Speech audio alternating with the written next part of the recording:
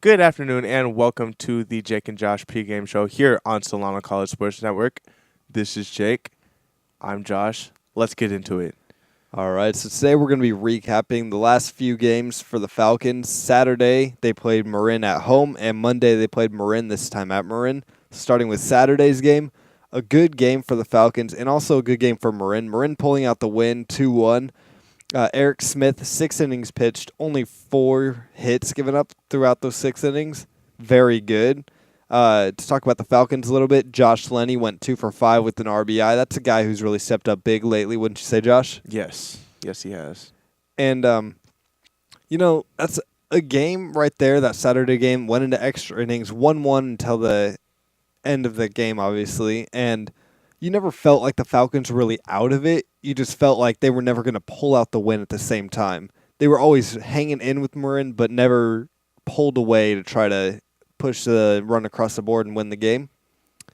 And Monday, another good game here. This time it was at Marin. 5-3 was the final score. Falcons winning this game, so both teams winning on the road.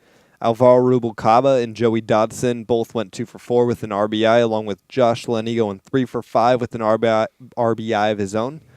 So this team is really hitting their stride when they need to. Before losing this game on Saturday, had won 6 straight in a row. They're really at the start of conference play, starting off right where they need to be. So, Josh, who would you say some of the key players are for the Falcons this year? Alvaro Rubalcaba. That's all. Is that all we need to mention? I mean, over 400 batting average. I mean, what? If there was a Golden Glove winner for community college baseball, I have seen amazing plays out of this shortstop, and it just it's outstanding. It just makes me jump. It makes me want to watch baseball. It makes me feel like a kid again. You know, I mean, he's made some very Derek Jeter-esque plays out there. I mean, very backhand throws across his body like that. He's something else defensively and even offensively. He struggled a lot last year. This year, really obviously hitting his stride. I mean, over 400 batting average. Who can complain about that? Mm-hmm. And what about Los Medanos? Who's their key player on offense? So Jerome Hill actually bats 349 on the year and has 12 RBIs. I mean, you can't complain with that either. It's proven he knows what he's doing. He gets in the batter's box and he hits the ball and he knows where to hit it. And for a mediocre team like Los Medanos, that says something. It does. Yeah. While Los Medanos has struggled this year, he's been one of the few bright spots for them. And that's just something that their pitching has thanked. I mean, they have a string of good pitchers, especially their bullpen's very good. Who's the anchor of that bullpen, Josh? Nabi Blackburn. 0.055 ERA. Crazy. I mean, you don't see numbers like this. Runs. No, I mean, maybe 2 a year.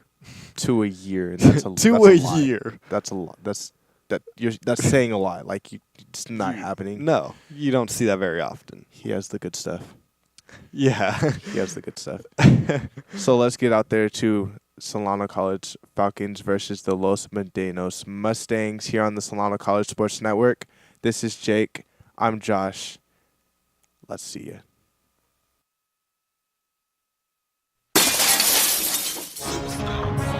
Let's go Falcons! Hey yo, batter up, let the ball begin. Solano Falcons, bout to show you how you win. Solano baseball, all have tight skills. All stars everywhere with highlight reels. Everybody watch out, cause when it's game time, we going for the W, gonna make our name shine. Falcons dominate when the game's on the line, so go get your bell, Solano.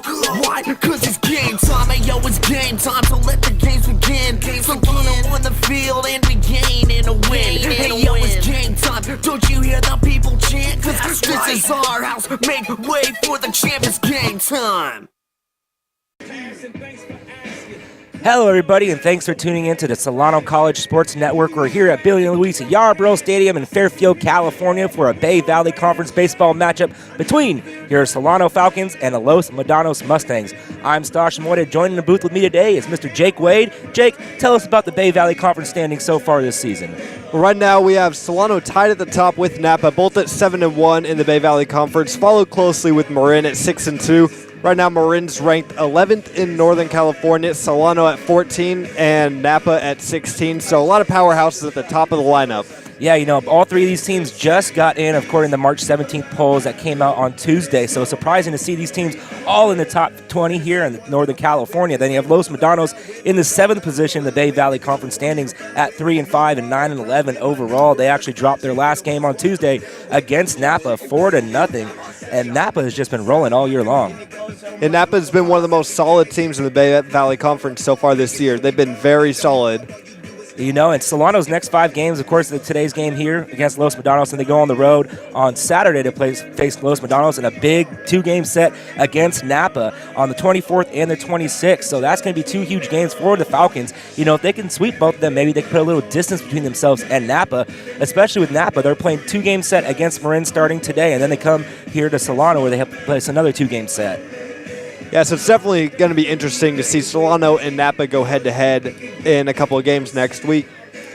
Yeah, it's really going to be crucial for Marin, dropping that game on Tuesday to Solano. Solano actually won 5-3, and the 1 through 4 hitters all had multiple hits. Alvaro Rubalcaba 2 for 4, Dotson 2 for 4, Josh Laney 3 for 5, Bo Siegel 2 for 5, and it just seems the top of the lineup has been swinging the bat extremely well. Back to that hot hitting top of the lineup could be crucial for Solano down the stretch here. Oh, yeah, they've definitely been swinging the bats hot lately. Rubalcaba over a 400 batting average to start off this season. Dodson over 300 in conference play. These guys are great right now. Yeah, Alvaro Rubalcaba has a .415 batting average through the whole season, so he's been swinging the bat extremely hot. But let's talk about the pitching for Solano on Tuesday. Dylan Dumape, the 3-starter for the Solano Falcons team, really had a good outing. 5 innings, gave up 3 hits, 3 runs, 1 earned run, 3 walks, and 2 strikeouts. And Chris Ross threw a stellar 4 innings to get the save. He gave up 2 hits with 3 strikeouts, so it's good to see Solano's pitching really starting to step up here in the later part of the season. Yeah, they've definitely stepped up. The bullpen stepped up a lot, even with the injury to Adam Coates. Yeah, he had that knee injury in the last game against Marin. He kind of came down on it awkwardly, which it caused a balk. It is a knee injury. I saw him. He's kind of hobbling around. It's kind of one of those, you just got to rest a little bit. He should be back to the later part of this season, so that's going to be interesting for Solano's bullpen down the stretch here. Now, a couple players for Los Medanos to watch here. Let's talk about Derek Slate. Derek Slate comes in batting a .333, 400 on-base percentage, which leads his team in a .397 slugging percentage. He leads the team in doubles with 5, tied for the top with 12 RBIs. He leads the team in strikeouts, and he leads the team in runs also, 13 runs on the season. Now tell us about Jerome Hill, Jake. Well, Jerome Hill is their center fielder, hitting 3 today. He's their leader of their offense, hitting .330 or .349 on the year, 12 RBIs as well. So he's really been one of the bright spots for this Los Medanos team on this young year. Yeah, he leads the team in hits with 29 hits. He leads the team in triples with 2. Like you said, 12 RBIs, 10 stolen bases. It has not been thrown out once all year long. So Ian Acosta behind the plate today for Solano really is going to have to keep his eye on Jerome Hill. He has 36 total bases on the year leading the team as well. I mean, this kid is a one-man team right here. He's leading this team to where they only have 3 wins on the conference so far. They beat Yuba once, and then they swept Mendocino, and then they dropped a 2-game set to Napa. It just happened. So, but this team has been in 5 extra inning games this season, so it's not like they've been getting blown out. They're in every game, just haven't figured out how to put a win streak together so far. But talking about win streaks, tell us a little more. Who should we watch today for the Solano Falcons? Well, of course, like we talked about earlier, Alvaro Rubalcaba, tearing the cover off the ball, playing great defense like he always has. Joey Dodson really hitting the ball well, heading into conference play as well. And also a guy who's been a little bit of a surprise for the Falcons team, Josh Lenny. Yeah. Straight tearing it up right now. 3 for 5 in their last game. The kid's just a stud at second base. He's just an RBI machine. He leads the team with 17 RBIs. He leads the team in doubles as well. So the young freshman coming in, hitting in that 3-hole, and just seems every big situation he comes up and he gets the clutch hit for Solano, which puts him at that 7-1 record on top of this potent BVC conference. Now, on the mound today for Los Medanos, they have Mike Alexander. Tell us a little bit about him. Alexander is the ace for this Los Medanos team. He has a 3.7 ERA, throwing 48 and 2/3 innings pitched, so he's definitely been their ace so far. 40 strikeouts also. He's very potent at the top of that lineup, and only a freshman also, so that's another thing to note. Yeah, that's a bright spot for the Los Medanos Mustangs. And on the other side of the mound, today starting for the Falcons, we have Dustin LeBeat, comes in with a 2.48 ERA, 3-0 on the season in 4 appearances. 29 innings pitched, and he has 20 strikeouts on the season. So that's a good thing to see from LeBeat. He has a really good feel of all his pitches and getting those strikeouts. Yeah, LeBeat's definitely been going out there each and every start of his and doing exactly what he needs to do, getting outs any way he can. Not the biggest strikeout machine, but just finds a way to get outs. That's what you need at the top of your lineup. Yeah, Solano comes in today, home record of 6-4, so we always know this first Solano teams are hard to beat here at Billy and Luis at Yarborough Stadium. They are the comeback kids. If they're down the bottom ninth, they're going to try to crawl back and win the game. And on the other side, Los Medanos comes in with a away record of 6-5 when they're only 3-6 at home, so they're playing better on the road. So that's going to be something to watch into today's game. Yeah, it's definitely going to be interesting to see how the two teams are going to fight. Both good at home. Solano's good at home, and Los Medanos very good on the road. So it's going to be a good game today. Yes, it is. So we're almost getting ready for the first pitch. So here's today's starting lineups for your Solano Falcons. Alvaro Wakaba, sophomore shortstop, Vanna High School. Joey Dyson, freshman infielder and outfielder, American Canyon High School. Josh Lenny, freshman infielder, Montgomery High School. Bo Siegel, sophomore first baseman, Rodriguez High School. Garland Webster, freshman third baseman, Armijo High School. Darian Evans, sophomore outfielder, Rodriguez High School. Briar Litz, freshman first baseman, Foothill High School. Jesse Phipps, freshman outfielder, Laguna Creek High School. Ian Acosta, sophomore catcher, Vacaville High School. Dustin LeBee, sophomore pitcher from Ramstein American High School. So that was today's starting lineup for your Solano Falcons. And for the Los Medanos Mustangs, leading off is Jared Amuel, followed by Derek Slate, Jerome Hill, Ethan Ulter, Jose Maravillo, Cody Luther, Hunter Stone, Carlos Carrillo, and Jeremiah Francis rounding off the bottom of the lineup. So that's the 1 through 9. You saw it on the mound today. For the Falcons is Dustin LeBeat. We expect a big start from him here today. Yeah, he's definitely been pitching very well as of late. Been very miraculous to see how good he's really started after struggling a little bit in the beginning of the year to really come back and be pitching this well. It's a thing that the Falcons are going to need for the rest of the season. Is LeBeat at the top of this pitching rotation. Yeah, Amuel's going to be leading off today. He comes in with a .275 batting average, the .288 on-base percentage, and a .338 slugging percentage. So pretty good table setter for the Los Medanos Mustangs, and it's all going to start with him. I think when the Mustangs' keys is jump on LeBeat early and try to get base runners on. They are a very fast team. They have 40 stolen bases on the year. They've only been caught 11 times, so a lot of speeds. They are second in the BVC conference with sacrifice hits, and Solano, of course, at first with that category. Yeah, on the year, 40 sacrifice hits, 40 stolen bases. So when you got speed like this is the key. Play small ball for the Mustangs. Yeah, it's definitely going to be the key for them today is to get on base early, get to LeBeat early, and steal bases and manufacture runs in any and every way that they can out there.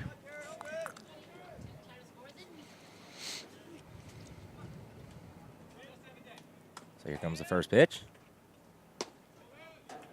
And strike is called. A first pitch.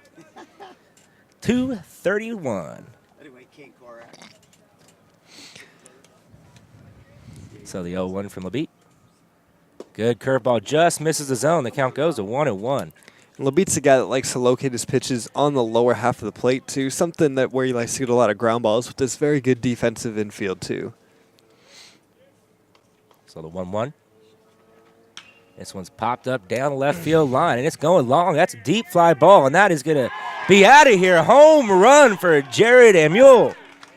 A leadoff home run, and Mustangs strike first. Well, we just talked about getting to LeBeat early, and that's exactly what Amuel did right there. Nice piece of hitting right there. Yeah, for a second there, I thought that was going to go foul, but he hit that thing a ton. Yeah, he hit that thing a mile right there. So that's a good start. He had an 0-for-3 day against Napa and comes here, starts the day off with a home run. So life for the Mustangs in the early part of this game. Now it's going to bring up Derek Slate, who we talked about in pregame, batting a .333, 400 on-base percentage. This was fouled straight back right at us. Count goes 0-1. Yeah, it seemed like LeBeat just left that fastball up right in his wheelhouse. Yeah, it's like he was sitting fastball up right there and just turned on one, took it to left field.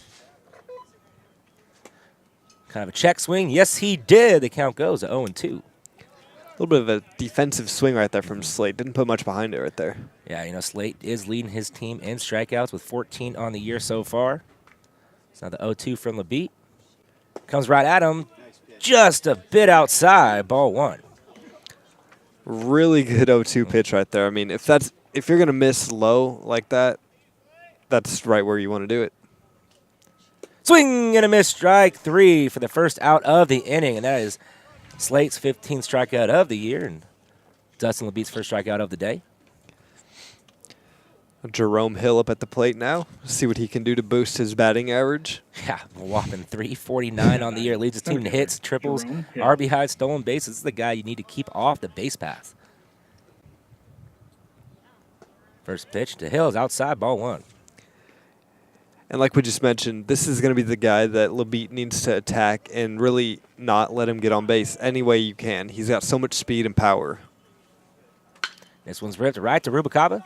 Picks it up, throws it over first. He makes the play for out number 2.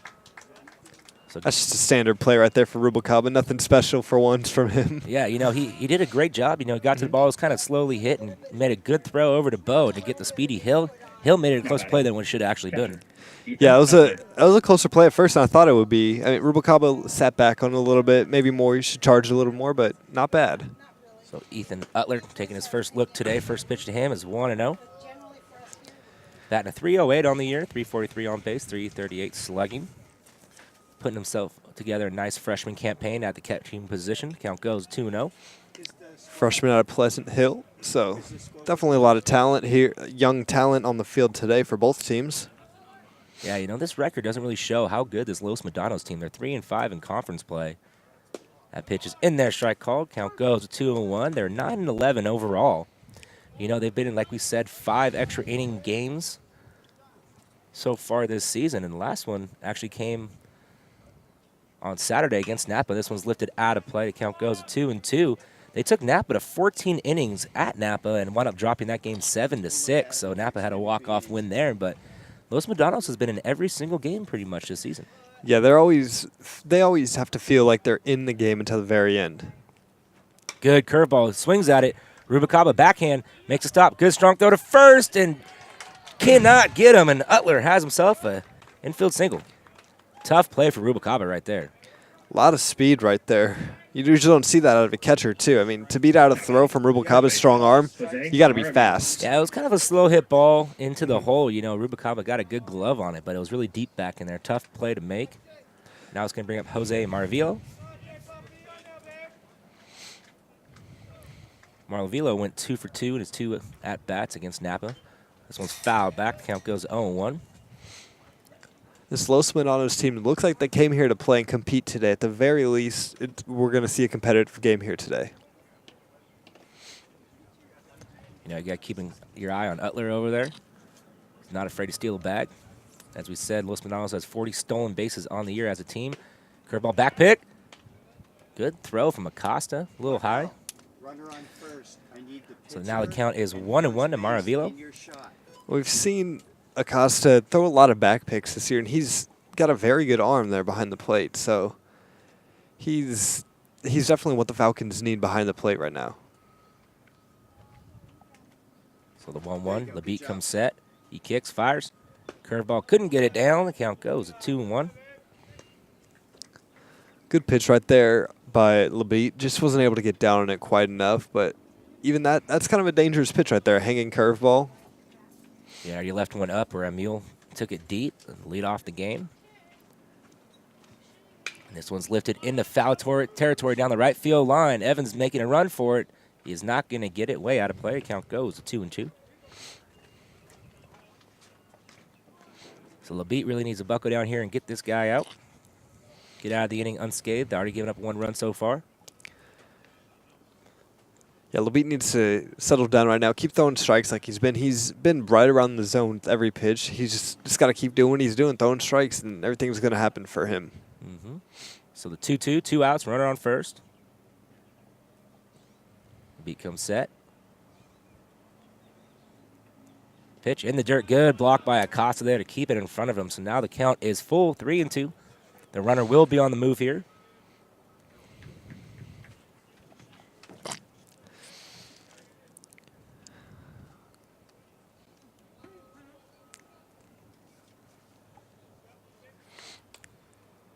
So full count here. Here comes a payoff pitch. Lebeat comes set, checks the runner.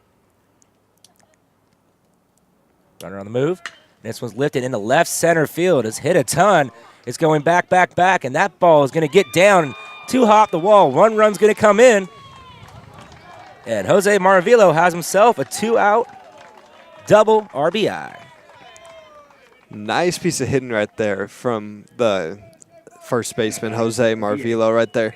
Really hit that right in the gap. And he really didn't get too far under it to where someone could have gotten that. Just a nice line drive hit right to the alley right there, and that's double city right there. Yeah, he did a good job keeping his hands inside the ball and didn't try to do too much with it and just saw the pitch and hit it right where nobody was and actually gave it a pretty good ride out there in the deepest part of the ballpark. So 2 outs now, runner on second base brings up Cody Luther, the DH. First pitch, Luther's outside, ball 1. Luther also went 0 for 3 that game against Napa on Tuesday. He pitched 5 innings, gave up 5 hits, 4 runs, 3 earned runs, 5 walks, and 4 strikeouts. So this guy can do it all. I was just going to say, he started the game on Tuesday for Los Medanos, so a guy who can do a little bit of everything out there. Cody Luther at a Liberty High School in Brentwood, California. So the 1-0. Good curveball. Strike call. The count goes to 1-1. That curveball has been close every pitch. That's the first strike he's gotten on it, though, so far today. Yeah, Los Medanos is not waiting around here. Once they see a pitch they like, they're free swinging right now, and it's paying off for them. Have a 2-0 lead here in the top of the first inning. Another curveball, swing and a miss, strike 2. Curveball's just got him off balance right now. He's way out in front of that one. Yeah, I think Luther was expecting a fastball, and he got fooled right there. I wouldn't be surprised to see him come back with another one. Yeah, you miss 2 like that, I wouldn't be surprised at all. So the 1-2. There it is. Good block by Acosta. Now count goes to 2-2. Acosta really is good behind the plate. He's very good defensively, strong arm like we mentioned. He's someone who doesn't let hardly any balls ever get past him. Even when there's no one on, he's always down in the dirt blocking the balls. Yeah, he's the best defensive catcher for Solano on the roster. Throws out a lot of runners. So now the 2-2. Long pause on the mound. He finally fires. Curveball ripped right back up the middle. It's going to get down. They're going to wave him home. Here comes the throw home. Going to be a close play at the plate. Oh, going back to second now. Have him out there. Run will score, but he's thrown out at second. So Los Medanos gets 3 in the top of the first, and we're heading to the bottom.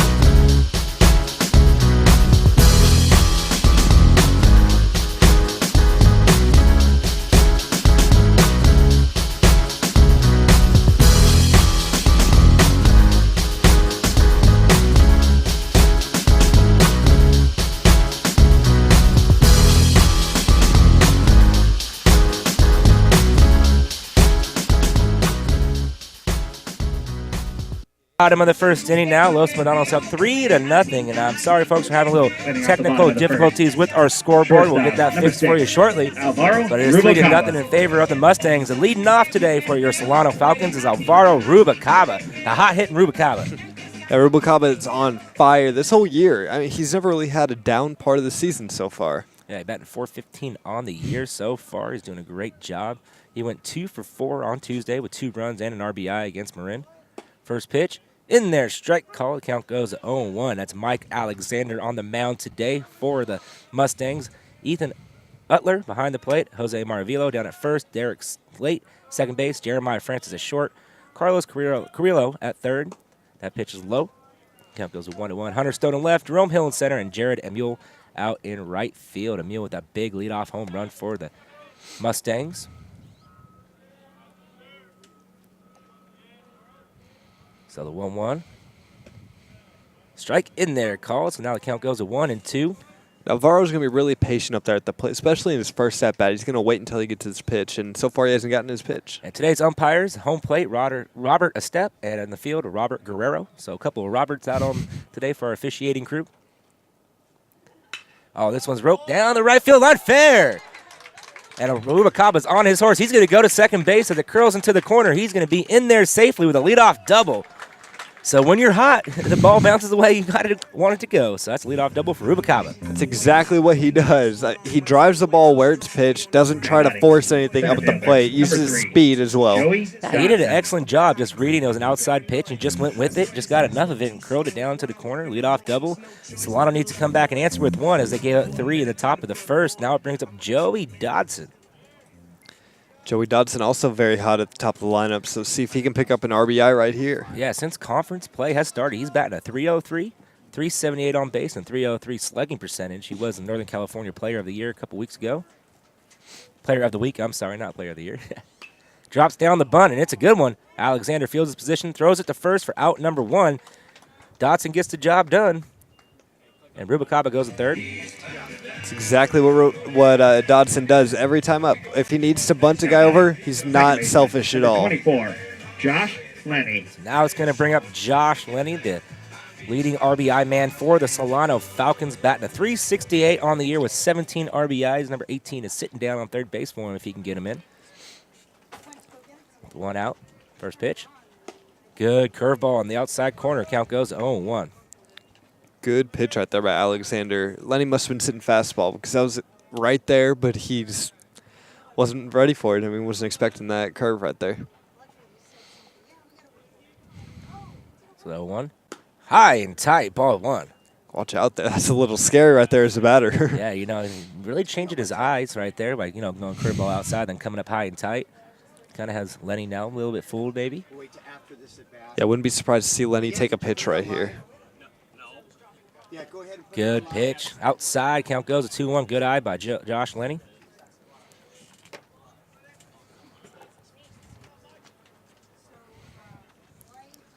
So now 2-1 to Lenny. He's going to be looking for something he can drive into the outfield. And that is in the dirt. Good eye. 3-1. Thought about it. Yeah, Lenny thought about it, and he's not going to try to do too much right now. If he's going to walk and get on, he's going to do whatever he can to help this team. He's got big Grandpa Bo Siegel up behind him. He's not expecting to do it all by himself, and he doesn't need to. Yeah, 3-1. He's looking for one pitch and one pitch only. Solano needs some base runners right now. Pitch. Strike called on the outside corner. Good use of that curveball once again. Now it's full count. That's when you know you got some trust in your curveball. When you're down 3-1, you can throw it for a strike like that. That's exactly what you need out of your ace of your staff, like Alexander is for this Los Medanos squad. So full count pitch. This one's hit in the left field. Is it deep enough to get Rubalcaba in? He makes the grab, throws home, and Rubalcaba is going to be standing up easily, so Solano gets one in. 3-1, Mustangs. That's what you got to do if you're Solano. You gave up 3 in the first. You just got to fight back right now and get scrap for runs whenever you can. Yeah, you got one back, so now the lead's cut down to 2, and it brings up Bo Siegel. Number 36, Bo Siegel. Batting a .276 on the year with a .448 slugging percentage, .425 on base percentage, and he is tied for the leader in triples with 2. Him and Rubalcaba all tied at 2 with that one. It's not the person you expect either to hit triples either. Exactly. First pitch, high and tight, ball 1. Alexander showing he has some gas.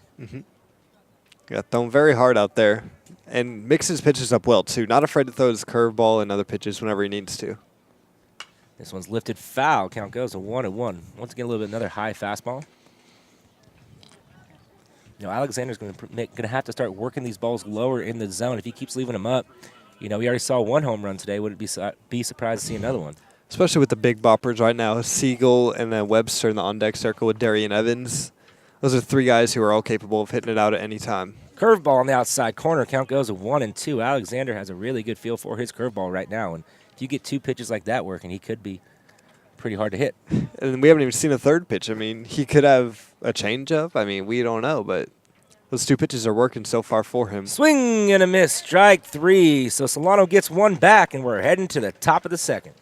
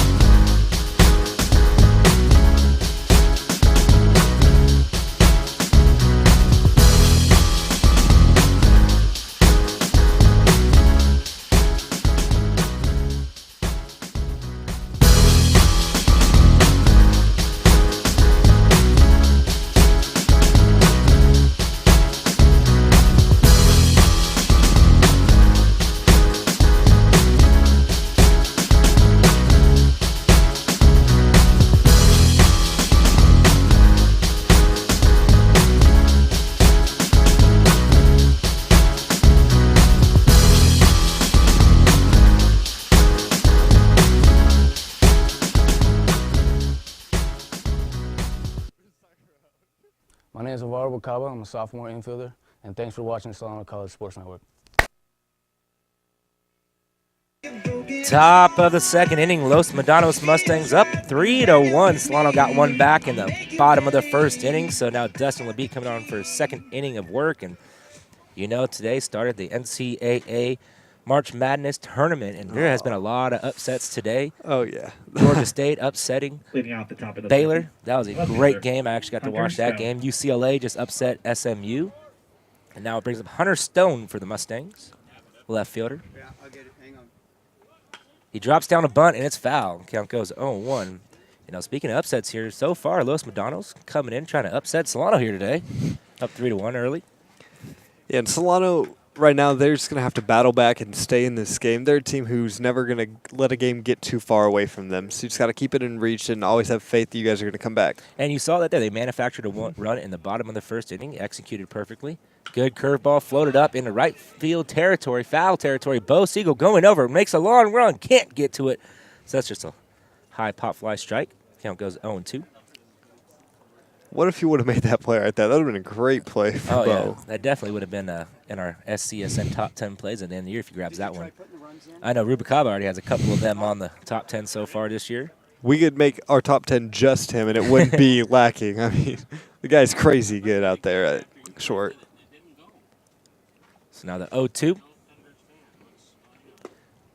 Yes, he did. Strike 3 called. That's the first out of the inning. See Hunter Stone right there, not liking the call too much, but a good pitch right there by LeBeat. Now batting third baseman. Yeah, he just went a Carlos little Carrillo. too far out there, but now it brings up the third baseman, 8-hitter, Carlos Carrillo. Carlos comes in batting a 197 on the year with a 260 on base percentage. And this one's smoked right up the middle. Lenny to the slide, picks it up, throws it to first, and he cannot get him, but a good effort by Josh Lenny right there by ranging to his right and going down to a slide. Even though we didn't get the out, what a play there out there by Lenny still. A guy who usually doesn't play second base. He's starting to play second base more frequently for the Falcons, but nice range out there. I mean, to go down to one knee, backhand that, and almost hit him out at first. Nice play. Yeah, now it brings up Jeremiah Francis, a shortstop, batting a 170 on the year. He went 1 for 3 on Tuesday against Napa out of Concord High School. So LeBeat's going to have to buckle down here, try to get a ground ball, get out of this inning. First pitch to Francis. Francis calling time. And they call a balk as LeBeat saw the hand go up, kind of hesitated there.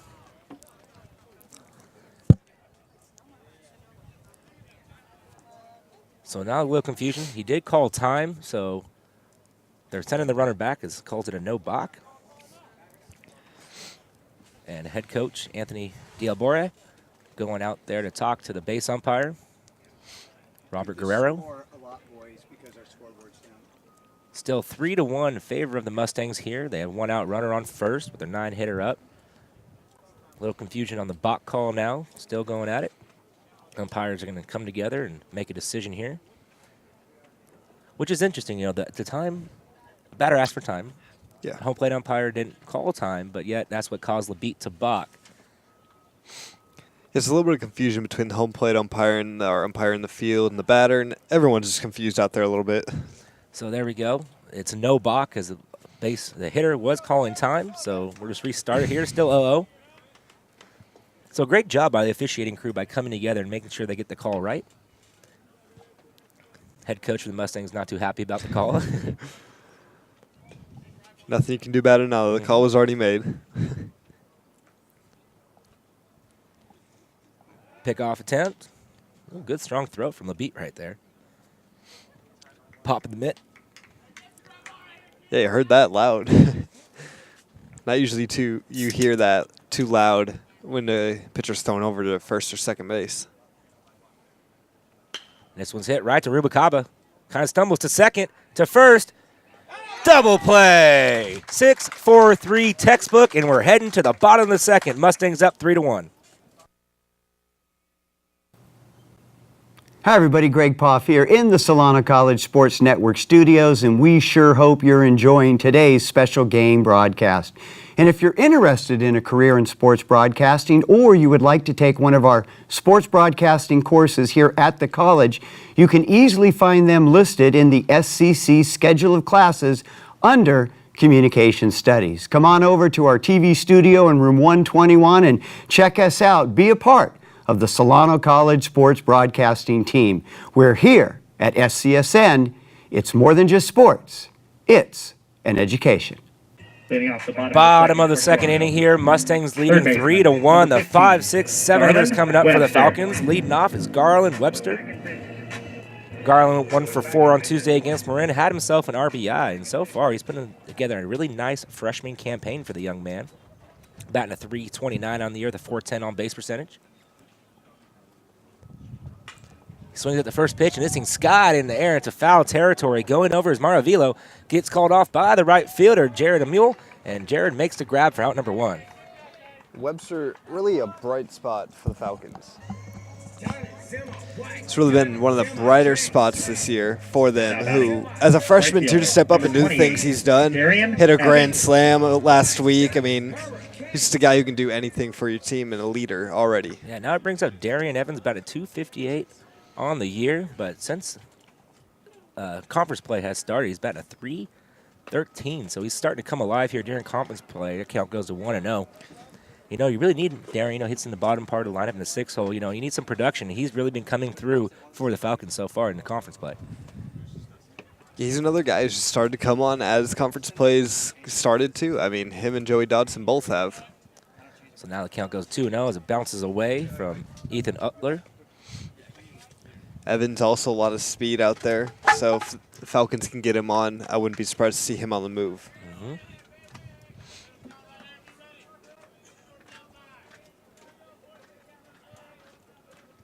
So now 2-0, Darian's going to be looking for one pitch only, something he could drive out to the outfield. Kind of a check swing up the middle, kind of a flare, and that ball's going to get down in no man's land. So that's a single for Darian Evans. You got to do what you got to do, I guess. I mean, little check swing, had just enough power on it, though, to bloop it into center. Hey, you'll take it any way you can get it, right? 30. Anything to boost that average and to get on base. Now it brings up Briar Litz, who's really come on as of late, hitting in the DH spot for the Solano Falcons. And so far in conference, he's 6 for 7, so he's on a kind of a hot hitting streak. His conference batting average, .857 on the year. I mean, that's unprecedented. First pitch to Litz, outside strike call. Count goes 0-1. Briar Litz, .368 on the year. Seems like this Falcons team, pretty much everyone in their starting lineup is starting to hit their stride right at the right time of the year, conference play. Pitch inside. Count goes 1-1.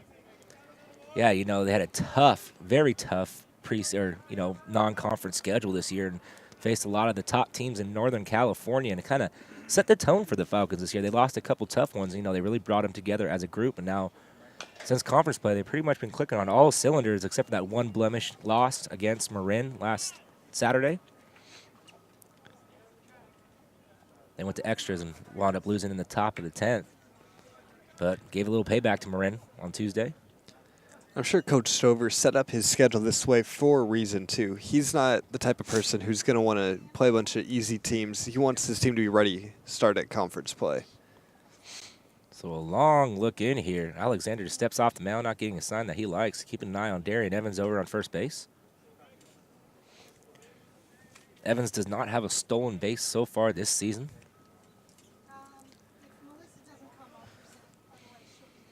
Curveball hit right in the 5.5 hole. So back-to-back singles for the Falcons. Darian's, takes a big turn around second as Stone bobbled the ball and left. Good idea. Gets back safely, though. Little stumble trying to get back. Sounds pretty good.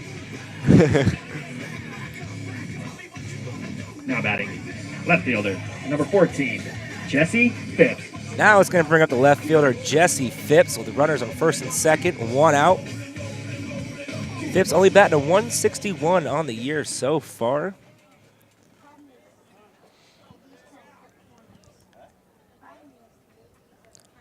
But in conference play, he's batting a 429. This one's hit. Oh, good dive. Glove flip. Trying to turn 2, and they got it. Wow. 4-6-3 double play, all started by Derek Slate with a backhand glove flip. What a play. 3-1 heading to the top of the third.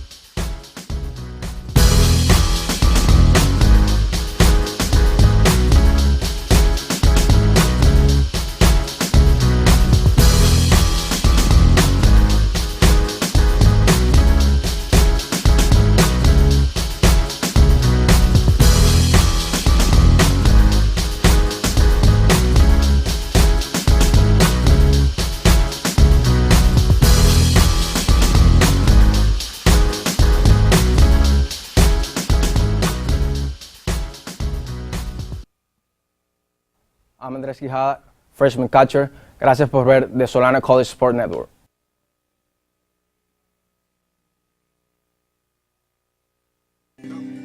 Top of the third inning, the Mustangs still leading 3-1. We have the top of the lineup, the 1-2-3 hitters coming up, and Jared Amule to lead off the top of the third inning. And last time this guy came up, he hit a 1-1 fastball high and deep in the left field for a leadoff home run. So let's see if he still has a little pop in the bat here. You know, LeBeat would like to come back here and get this first out. Yeah, this is a big out, especially after giving him that home run in the first inning. You've got to come back strong right here. There's a good start right there. First pitch in there, strike call. Count goes to 0-1. Yeah, you know, you can't, after you give a home run to a guy, you got to come back and still throw strikes and pitch your game. You got to forget about the first at-bat. Good curveball roped right over Lenny's head into right field. So Amule has himself a leadoff single. 2 for 2 today.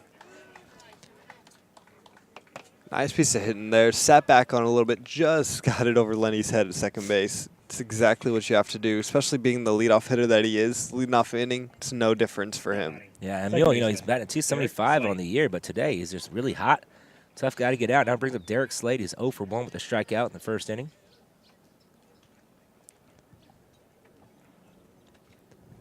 So the first pitch from LeBeat. High, ball 1. LeBeat's got to be looking for another double play ball right here. Yeah, Amule has 6 stolen bases on the year, has not been thrown out once, so 6-0, perfect. But good strong arm by Acosta. Let's keep an eye on that matchup now. The count 1-0. Beat throws over, checks the runner, gets back safely. As you just mentioned about caught stealing, Los Medanos as a team has only been caught stealing 11 times this whole year. So that's, wow. That's and only 4 in conference play as well. So they're a very fast team, trusts their feet. Amule getting a little bit of a bigger lead now, and he is off to the road. Fakes the bunt, fakes me out. Strikes in there. Call count goes to 1-1. Thought he was going right there. Yeah, started and stopped. He had a big lead. Yeah. Something you don't usually see in baseball either. You usually see that more in softball. I think if it was a breaking ball, he might have just continued there, but he read it as a fastball, so good job by Jared Emil. So the 1-1, Labitte comes set. Drops down a bunt. Labitte fields his position, throws it to first for out number 1. So there's that small ball we've been talking about. Both teams like to play the small ball. But now it's going to bring up Jerome Hill, the best hitter for this Los Medanos Mustangs team. Grounded out to Alvaro Rubalcaba in the first inning. This is exactly the guy you want up right now for your Los Medanos. The guy who finds gaps, uses his speed, drives home runs, tied for the team lead in RBIs, too, with 12. Yeah, good RBI chance here. 1 out runner on second base. Good speed on second base. First pitch. Curveball in there. Strike call. Count goes 0-1. That curveball's been good so far for Labitte today. It's really throwing hitters off, getting them on their back foot. Yeah, he's doing a good job working it away, too. He's not trying to come inside. He's working it away, so it's a tough pitch to hit. So now the 0-1. This one's roped. Right to Lenny. Flips it to second. And he cannot get him out at second base, so they get one there. So good play. Heads-up play by Josh Lenny. That was close at second, at second too. I mean, those are always hard. Line drives, as a runner, you have to freeze because you don't know if it's going to get through. You don't know if he's going to make the catch. But now it brings up the catcher, Ethan Utler. 1 for 1 today with a single and a scored run. 2 outs now. He'd like to get a second hit and try to get another RBI to add on to this lead. The Mustangs lead 3-1. Swings at the first pitch, fouls it out of play. Count goes 0-1.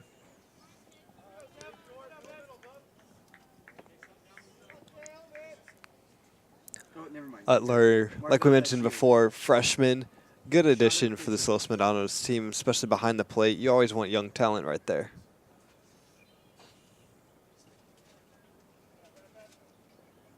Steps off the mound, trying to look for a back pick. Alvaro going over to second base, and Emil is just standing out there. Got to keep close eye. This guy was not afraid to take off, as we keep saying.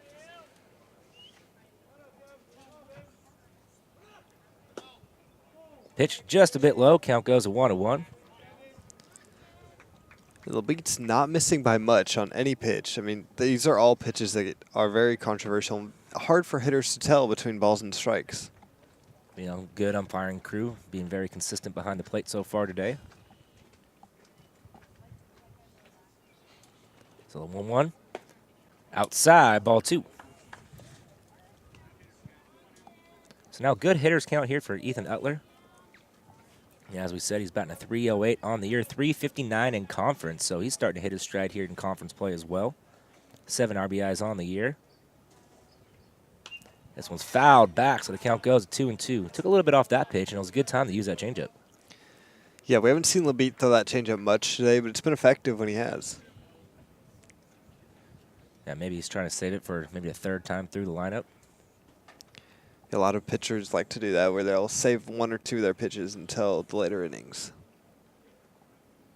So the 2-2. 2 outs, runner on second base. Labitte comes in. Runner on the move. Swing and a miss. Strike 3.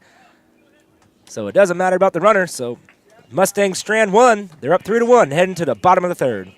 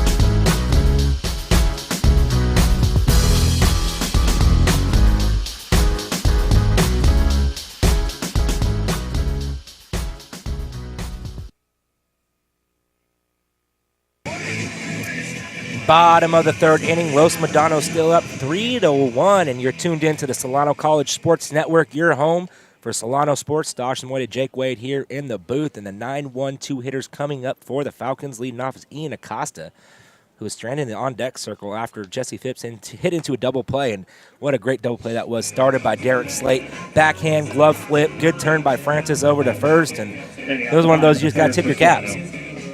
Yeah, really good play defensively. You don't see a lot of guys use the glove flip, and it's something very hard to do. That's why you don't see it very often. You know, this Los Medanos team is a very good defensive team. They only have 32 errors on this season compared to Solano's 41. And opponents against Los Medanos has given up 53 errors on the season. So, good defensive team. Plays a clean game of baseball.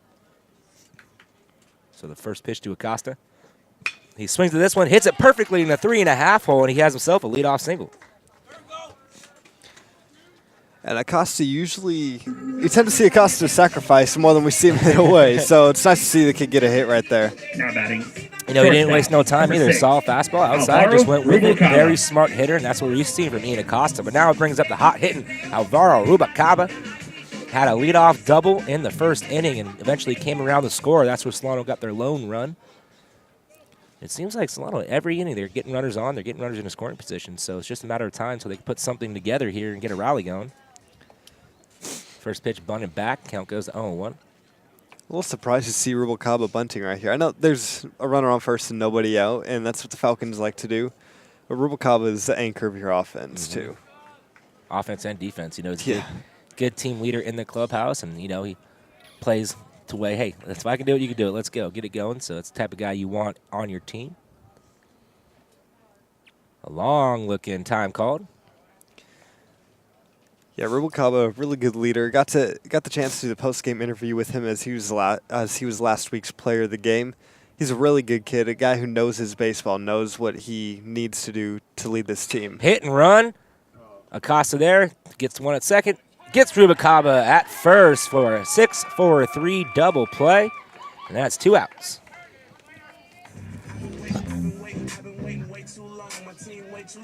Now batting. Center fielder, number 3, Joey Dodson. So Joey Dodson stepping up to the plate now. He's 0-for-0, had a sacrifice bunt back in the first inning. So that's 2 double plays turned by Los Medanos so far, back-to-back innings. And middle infielder Francis and Slate really showing off the leather today. Yeah, a couple of good plays out there at short and second. Guys who have a lot of chemistry out there who can really feel what the other is going to do. You have to have that in the middle infield. First pitch to Dodson's in there. Strike call. Count goes to 0-1.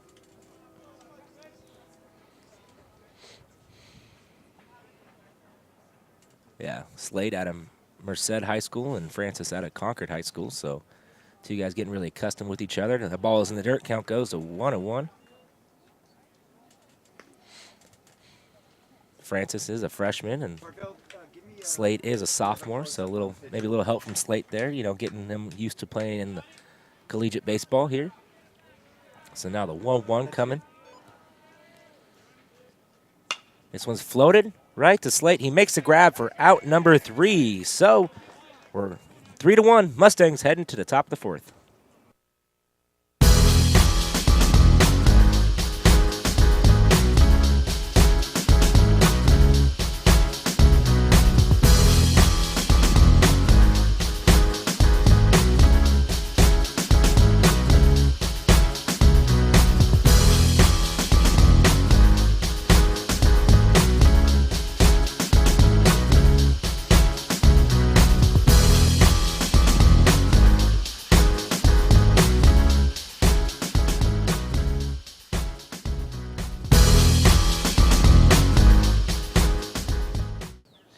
Top of the 4th inning, the Mustangs still leading 3-1.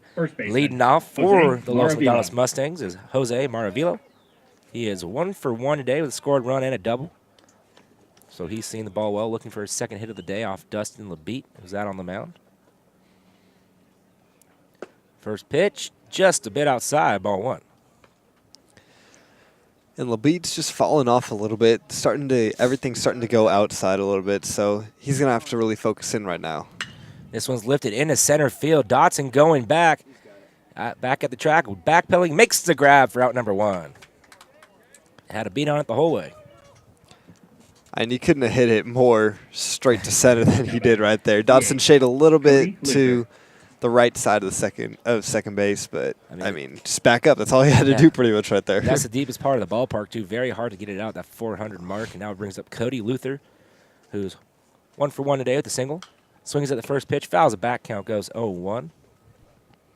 He actually had that single where Maravilo scored, and he tried to go to second base and got the 1-6 out there. Trying to extend, do some heads-up base running, but got thrown out. That pitch is in there for a strike. Count goes 0-2, so good job by Dustin LeBeat by attacking him right now. Some action down in Solano's bullpen. Pitch outside, ball 1. Good waste pitch. It's Jay Wagner down in the bullpen for the Falcons. Yeah, that's what I was thinking down there. Good hard-throwing righty. That pitch is in the dirt. Count goes to 2-2. And I wouldn't be surprised to see Wagner take a bigger role with Coates out right now, too. He's a guy who's really pitched well, been like the 8th inning guy for this Falcons team, so step it up a little bit. Just a bit low, ball 3, so now the count goes full. And LeBeat doing a good job. I'm still second time through the lineup for him, so I think he has a couple innings left if he can make this a quick inning. Keep his pitch count down. This one's roped. Right over the head of Bo Siegel. It gets down. It's curling. Darian Evans gets to it quickly. And Cody Luther holds up at first base. 1 out single. With Hunter Stone coming up at the plate right now, a guy who struck out in his first at-bat. Look for LeBeat to really try to – he's probably going to bunt him over, but if he doesn't, look for a double play ball right now from LeBeat. Yeah, Hunter Stone had that 3-pitch strikeout. It was that check swing that got him for LeBeat's second strikeout of the game. So the first pitch to Stone. Outside, ball 1.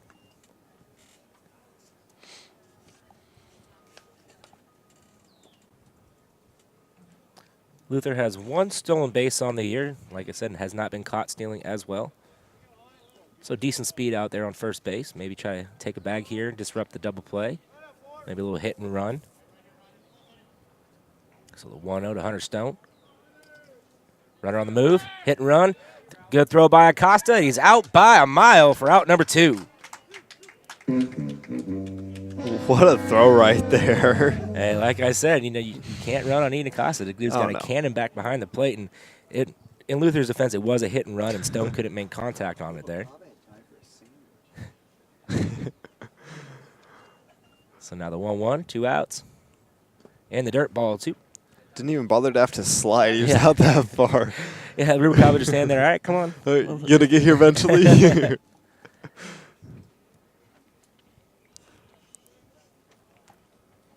So the 2-1. That pitch is low, ball 3. Close pitch right there by LeBeat.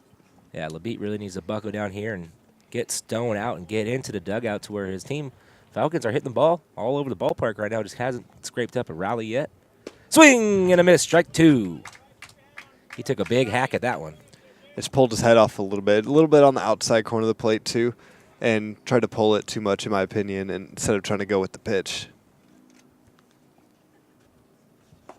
And that ball is low, ball 4, so a 2-out walk to Hunter Stone, and it's going to bring up Carlos Carrillo, who had a single in his last at-bat. So he's 1 for 1 today. LeBeat's thrown a lot of pitches so far through 3 2/3. Carrillo. I think if he gets any sort of trouble, Stover might go to the bullpen here. Runner on the move. Pops straight up behind the plate. Count goes to 0-1. So another little hit and run called by the Mustangs. Costa was ready for that one too.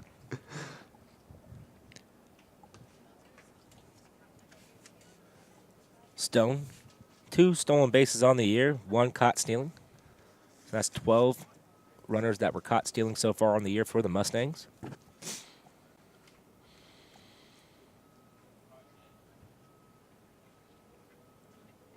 This one's lifted in the left field. Going back is Phipps, making a run in left center. Makes the grab for out number 3.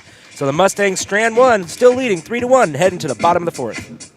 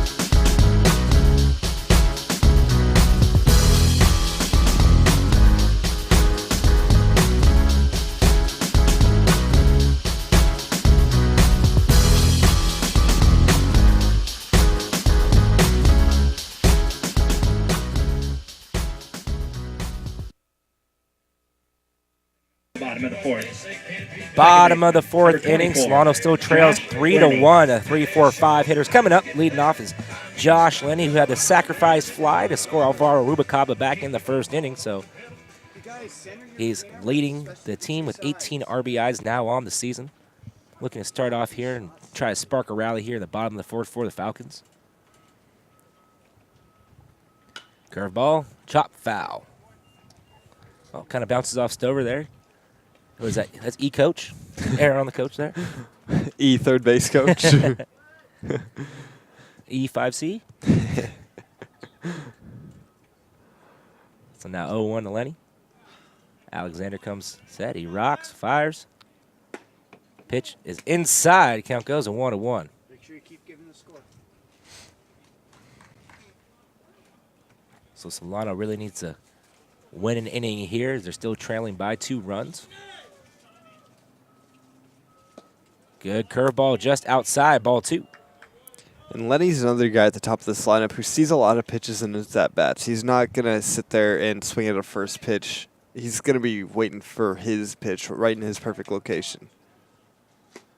Good take there. A tough pitch to lay off of. Now the count goes to 3-1, and Solano needs to muster up as many base runners as possible this part of the game.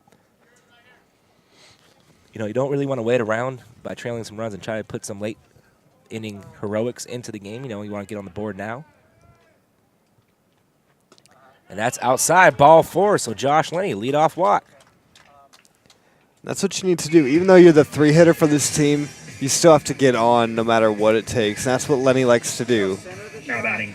You know, that's only his 4th walk on the year. Surprising for a guy that's doing so well so far in the season. But now it brings up Bo Siegel.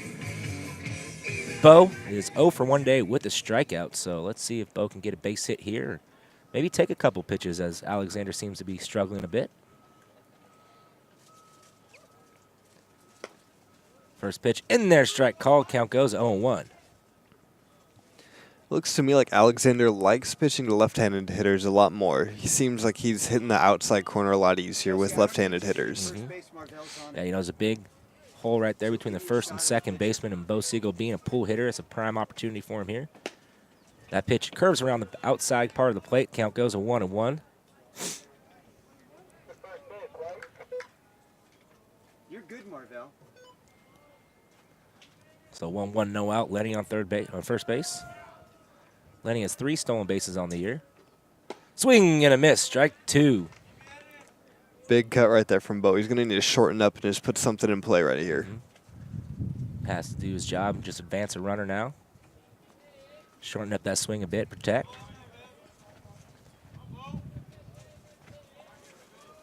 So the 1-2. Fouls this one back out of play, so the count will stay at 1-2.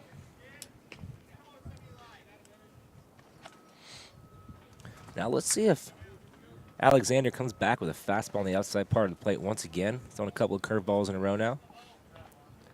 He was pounding the fastball on the outside early in the at-bat, too, so we're going to see which one he goes back to. Lenny just gets back in there. A little bit fooled on that, but close enough lead to just fall back to the bag. So Mustangs still leading 3-1, no outs here for the Falcons. A good time to try to spark a rally. So the 1-2, pick over again. Lenny gets back safely once again. So Alexander keeping a really close eye over there on Josh Lenny.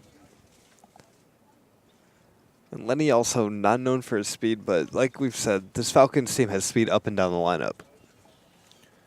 Yeah, they have 36 stolen bases on the year.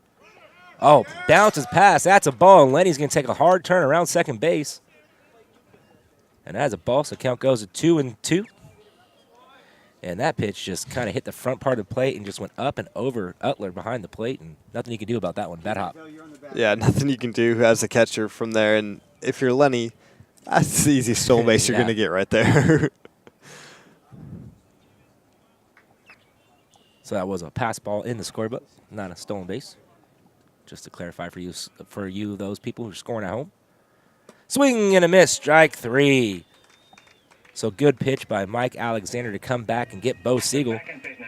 So now it's going to bring up Garland Webster, who saw one pitch and flew out to the right fielder in his first at-bat. Third baseman, number 15, Garland Webster. You know, with one out, runner on second base, you got to score that runner in here. Garland has 13 RBIs on the year, looking for number 14 right here.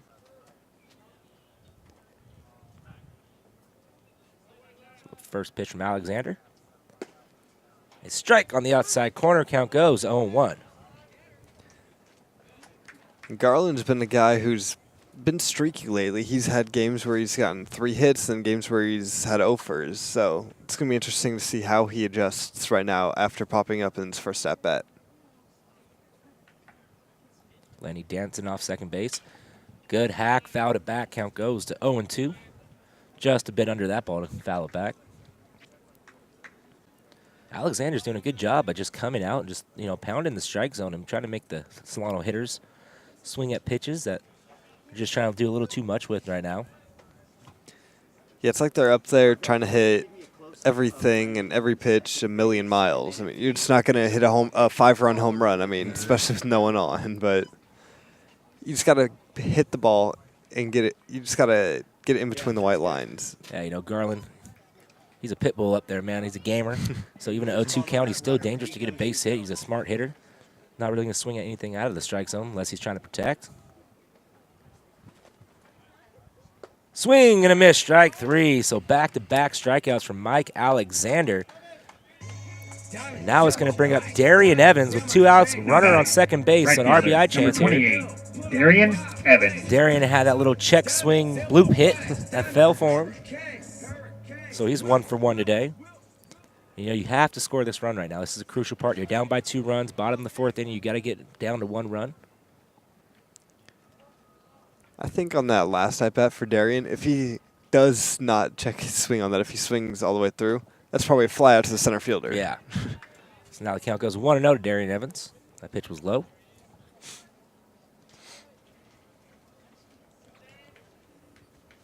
So everybody seems to be straight away in defensive lineup.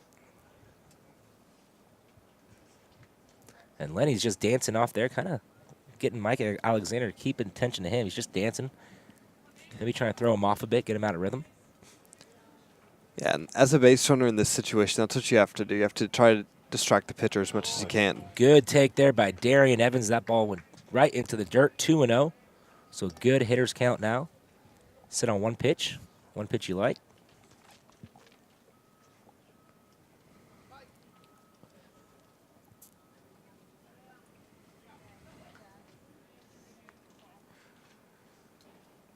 Swing and a miss, strike 1. Took a big hack at that one. Good curveball from Mike Alexander.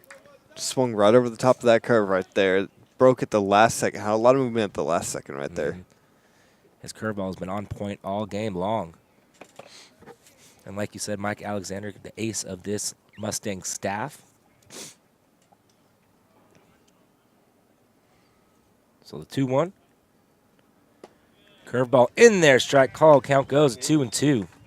That was a wicked curveball right there. I think that's the best one we've seen Alexander thrown today. Especially on the inside part of the plate. Yeah. I mean, that's always a tough one, trying to come inside on a hitter. Darian was probably looking fastball there after he was fooled on the curveball. So now it's 2-2. Alexander has an assortment of pitches he can work with. And the dirt ball 3. Good take by Evans right there.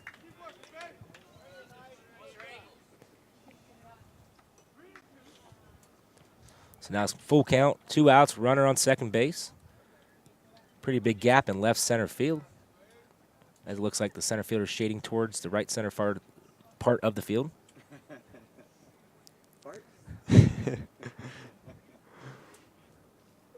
He chops this one foul right over the head of Stover. So we'll set it up and do it again. And Lenny's going to be running on contact as there are 2 outs here in the bottom of the 4th inning. Solano trailing 3-1. That's a good shot, Chelsea. So base hit right here by Evans, and that's probably going to score Lenny over that second base.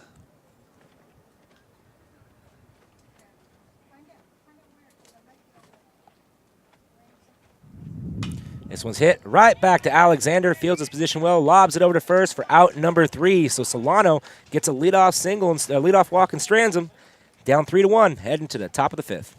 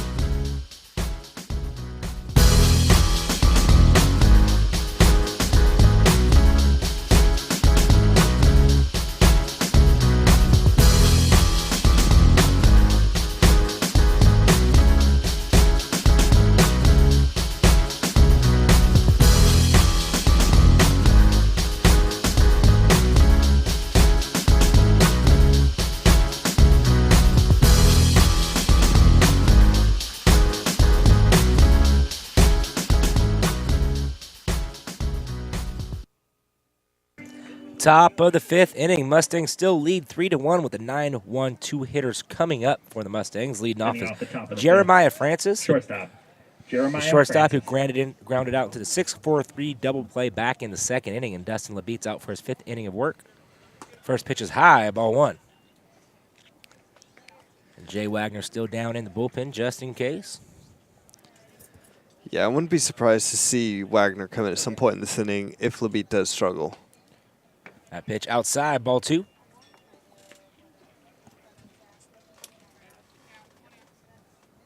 Yeah, you really want to get this guy with a hot hit and a mule hit coming up after this. That pitch is in there, strike call. Count goes 2-1. Francis thought about it, but good pitch by LeBeat. Yeah, you got to keep this guy off with a mule coming up next. I mean, guy's been all over him. High and tight, ball 3.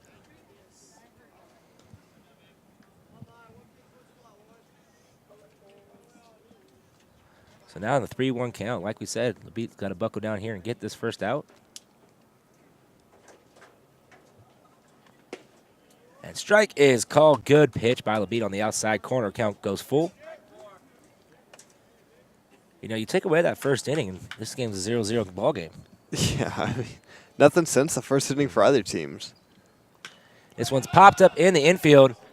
Lenny's calling off Siegel. Lenny is under it. He makes the grab for out number 1. So that's the out you needed right there, especially with Jared Emile, who's 2 for 2 today with a home run and a single. Right fielder, Jared Emile. Well, at the same time, this is the out you need too. I mean, the guy who's 2 for 2 on you today hit the bomb in the first inning. You got to get this out right here. Nice job, Dale. This one's ripped right over the head of Lenny, and it goes into the outfield, and Emile stays hot. 3 for 3 today. He didn't wait around nothing. He saw that fastball, and that's what he likes. It almost looked identical to his hit in the 3rd inning, too, just a little higher in the 3rd inning. Nice piece of hitting. Derek Slate. So now it's going to bring up Derek Slate, who had a sacrifice bunt back in the 3rd inning and struck out in his first at-bat, so 0 for 1 today. With 1 out here, I wouldn't be surprised to see another sacrifice bunt. The big boys coming up in Jerome Hill. High and outside, ball 1. And you mentioned the big boys coming up next, but Derek Slade is one of the big boys, too.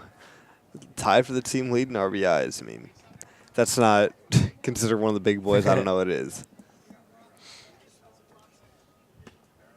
And that pitch just misses outside. Count goes 2-0. So our scoreboard's back up for you folks that are viewing now. We got our technical difficulties squared away.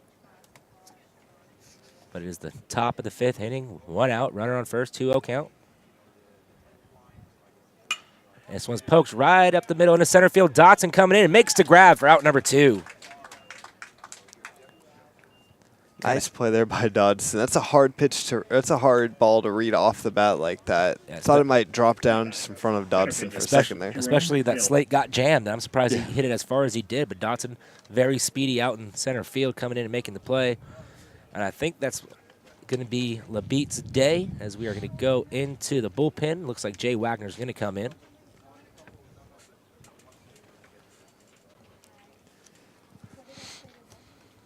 Wagner's been good this year. He has a 1.5 ERA on the year. He's been very effective out of the bullpen. Only giving up 6 hits on the year also.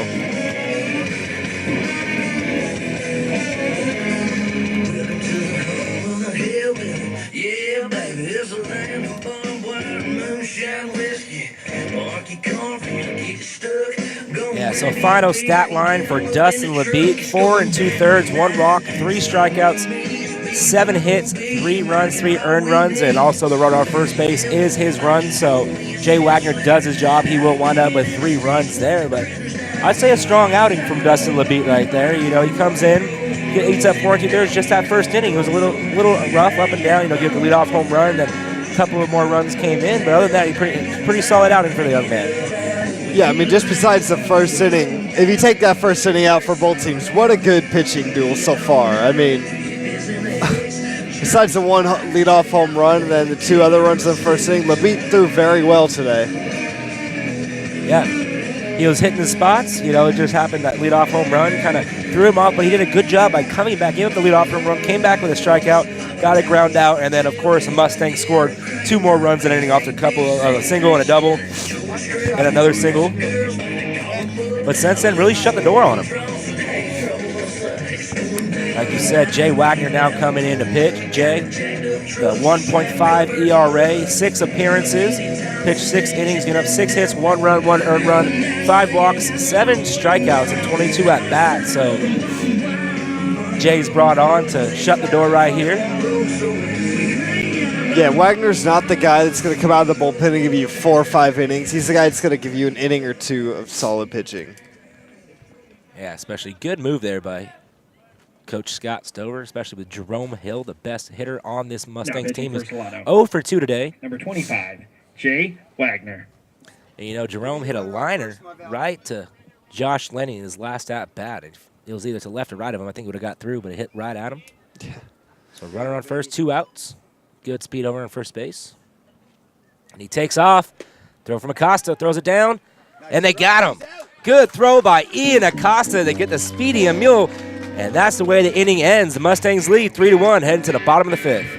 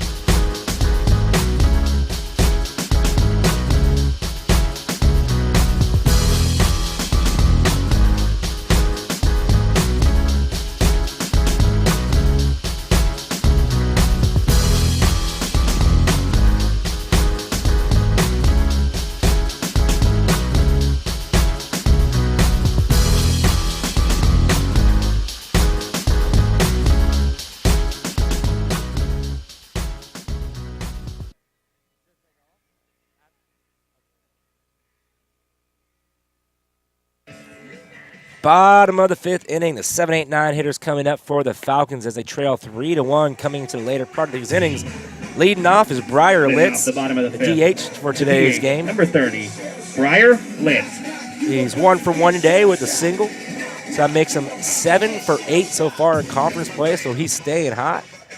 Mike Alexander coming out for his 5th inning of work. He's been pretty much flawless today, except for that first inning. First pitch in the dirt, ball 1. And no action going on down in the Los Medanos bullpen either. They're fine with riding Alexander for the rest of the day, it looks like. If he's going to keep pitching like this, why not? Yeah, he does have 1 complete game on the year. And it's looking like Sloan needs to jump on him now. Down in the dirt, count goes to 2-0. And Briar Litt's a very smart hitter at the plate, so I'd expect him to wait for 1 pitch and not try to do too much with it, just get on base, as he's been doing a lot lately for this Falcon team. 2-0. High, outside, ball 3. Trying to gas it up there and threw a little bit under control. Yeah, and I think Briar definitely has to take sign right now. Oh, yeah. You got to get as many base runners at this part of the game. You got to get 1 back or try to tie the game up in this inning. You know, the way they'll beat through today, you know, you got to get them off the hook here. You don't want to get that L. High, ball 4, so a 4-pitch walk to Briar Litz, and now it's going to bring up Jesse Phipps, who grounded into the 4-6-3 double play. That 4-6-3 double play, one of our highlights, so it was a backhand flip from Slate that they got the turn. 14, Jesse Phipps. I wouldn't be surprised to see Phipps take a couple pitches right here either. And it looks like we're going to have a pinch hitter for Jesse Phipps. And it's going to be Josh Meekum coming in for Litz.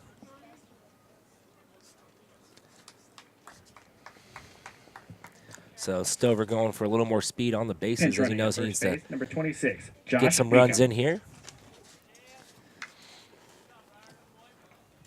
Not the guy I would have expected in this situation to pinch run either. I would have expected Alex Nestakevich to come off the bench.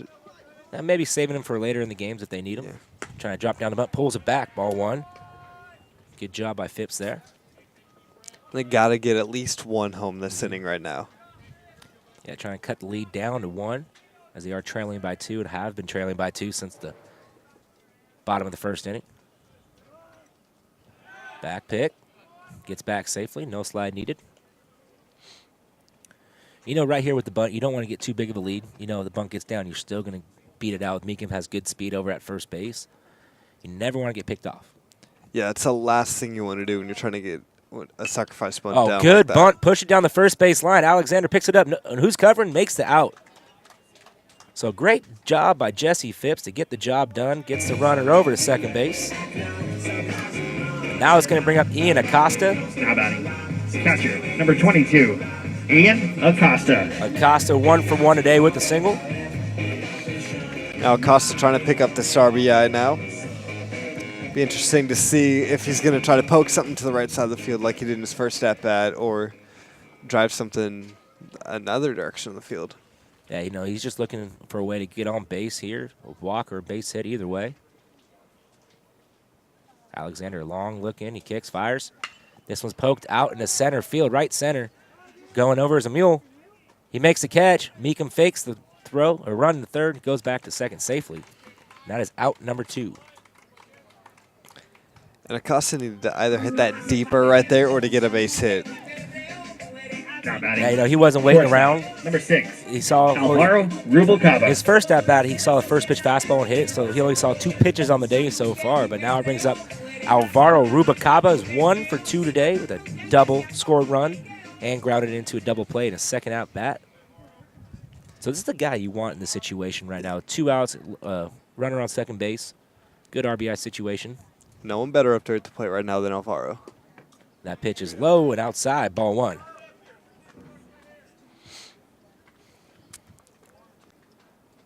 It kind of seems every time Alvaro gets on, there's always something with a run coming in, or he scores a run, stealing the bag. He's just a table That's what setter. it seems like, yeah. Oh, good take, but that is a strike. Count goes to 1-1. You're a little bit fooled on the curveball. Wasn't looking for it, so might as well not swing. You don't want to roll over something here. Yeah, good time to drop the curve right there. As we've seen that he's been able to trust his curveball in tough situations today. He's been able to trust about every one of his pitches he's been throwing. He's been all over the strike zone, keeping hitters unbalanced. Good eye. Count goes 2-1. So once again, trying to come back with that curveball. I know Mike Alexander probably took notes from the first at-bat from Alvaro where he left a fastball in the outside corner. Alvaro ripped it down the right field line. Swing and a miss. Strike 2. Good use of the changeup right there. Swung out of his shoes right there on that changeup. Way out ahead of it. Yeah. Like we said, he didn't really use that changeup much in the first couple innings, but now, third time through the lineup, I expect to see that changeup more. Wouldn't be surprised if he comes back with a curveball right here. Yeah, that curveball has been so good for him today. I would go right back to it. This one's hit right to the shortstop. Francis throws it over to first and just gets Rubalcaba for out number 3. So Solano strands 1, heading to the top of the 6th.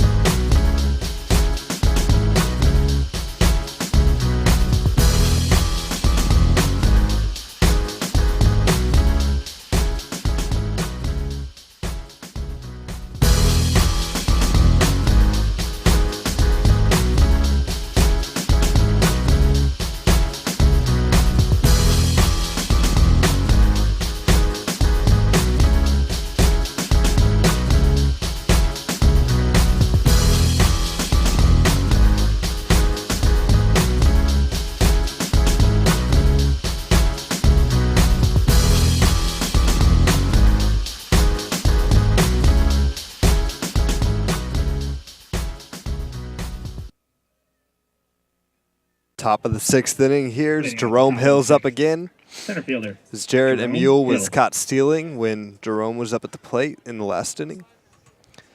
So like we've said a couple of times today, Jerome is the key leader for this Los Medanos team, and he's going to have to find a way to get on right here. First pitch is just a little outside. 1-0 now. Jay Wagner he's pitched well when he's been called on for the Solano team so far this year. So something that they need to do is stay in this game and keep it a 2-run deficit. Big curveball cut on and fouled back. 1-1 now.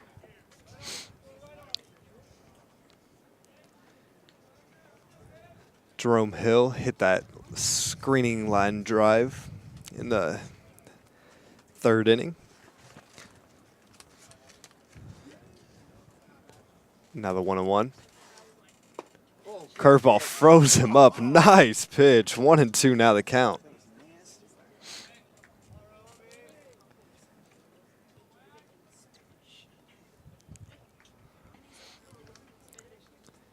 Wagner comes set.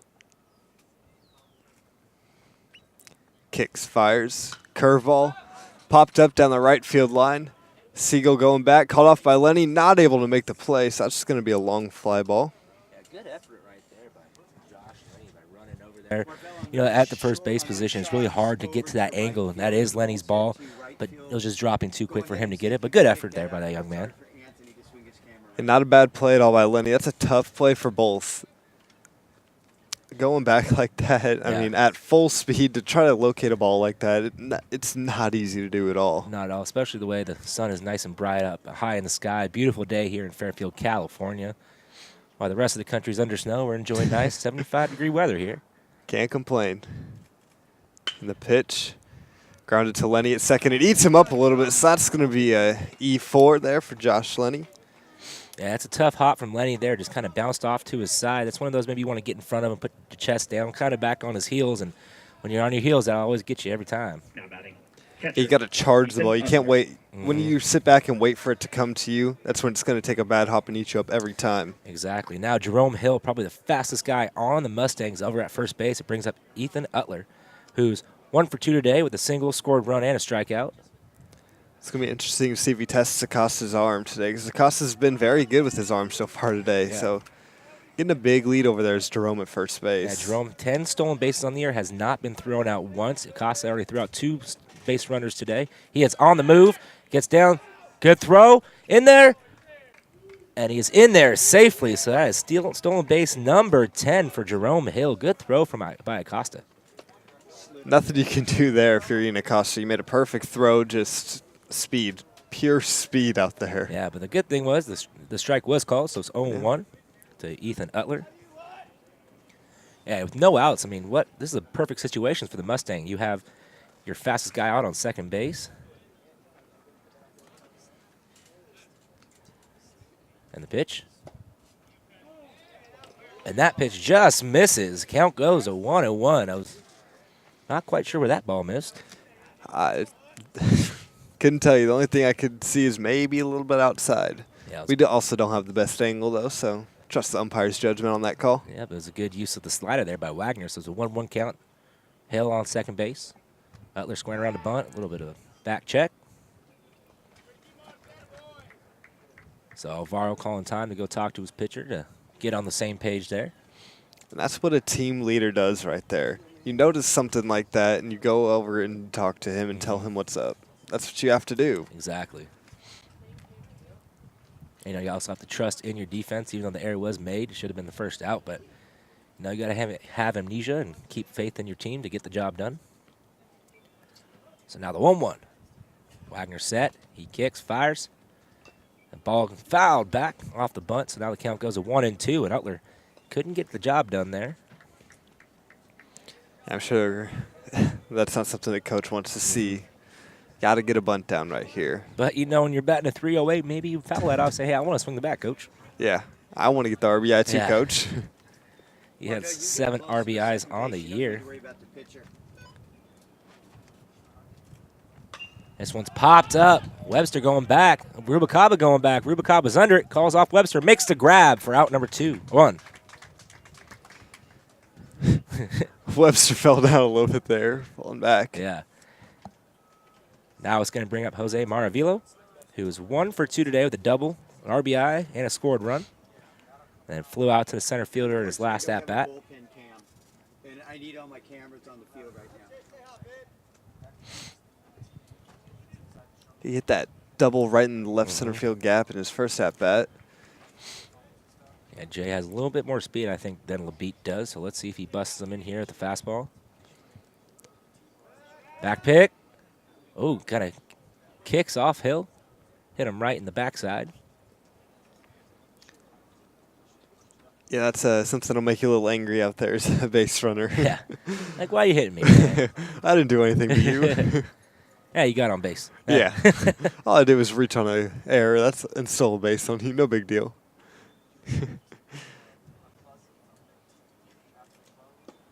First pitch in there. Strike called. The count goes to 0-1. So good job by Jay Wagner by coming back throwing fastball. Yeah, Wagner's using his speed right now. He throws hard and he pounds his zone. He's not afraid of anyone up there. Yeah, but Hill with a lot of speed out on the base pass. I wouldn't be surprised to see him try to take off for third because Wagner does kind of have that high leg kick in the stretch, not really the slide step. Yeah, I mean, he's a 3/4 thrower, too, so that's something it's easier to tell when he's going to go to the plate versus back pick. So now the 1-1.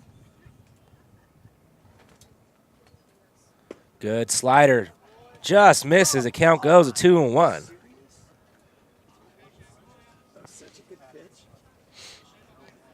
So Wagner hasn't got the slider call yet so far. That's one of his go-to pitches also. I think Los Medanos is noting that too. Fastball in there, strike call. Count goes 2-2. This is a perfect strikeout situation here for Wagner. Try to get him to chase something with a speedy runner on second base.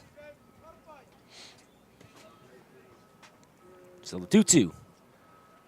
Wagner comes set. He kicks, fires. Outside, ball 3. And Hill started to go and stopped, getting a running start. That would have been the perfect pitch for Hill to go to. Is outside, and Acosta had to go down to a knee to save it. Yeah, you never want to make the second out or the third out, for that matter, over at third base where you're You're already in scoring position, especially with Hill's speed. Swing and a miss. Strike 3. That is a huge strikeout for Jay Wagner right there.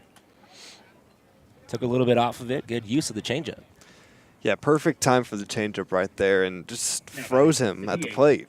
A little bit of a defensive swing right there, too. Now you're bringing up Cody Luther, who's red hot today. 2 for 2 with 2 singles.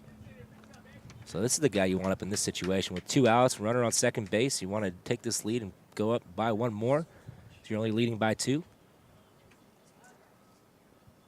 First pitch outside, ball 1. And Hill's getting a huge lead off second base on his secondary. Yeah, he's getting about halfway every time. Surprised he hasn't tried to take off. But like you said, don't want to make the second or the third out of the inning at third base ever.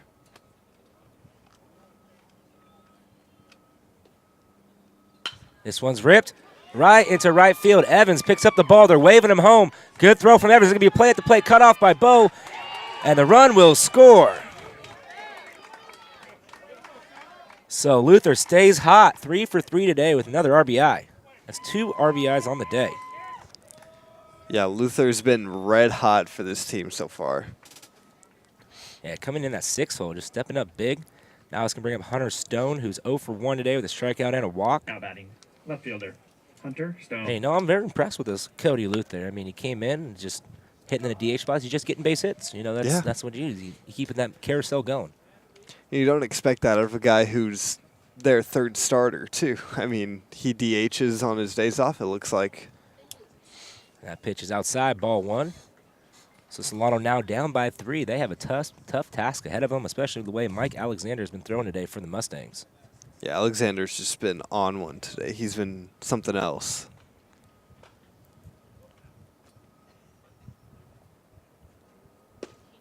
That pitch is in there, strike called. Count goes 1-1. You know, Alexander just not a whole lot of strikeouts. He's just out there. He's getting a lot of ground balls, fly balls, and just doing what he needs to do to get outs up there. And that's what you like to see from a starter, is eating up innings, saving that bullpen.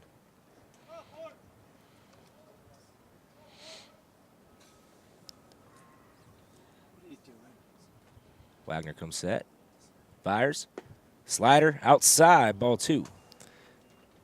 Call's not happening for Wagner out there today on that slider. It's a good slider, too. Yeah, that last one wasn't the best slider he had today, but it's working if he gets the batter as a swing. It's sweeping straight across that zone. So now the 2-1, 2-out runner on first. Painting the outside corner, strike 2. That's a perfect location for a hard fastball right there, low and outside. You can't do much with that. I mean, not many people can at least. So now the 2-2, 2-outs, runner on first base. Slider in the dirt outside, ball 3. So now the runner will be on the move with a full count here with 2 outs. Wagner needs to buckle down right here and get this out. Already's given up 1 run in this inning.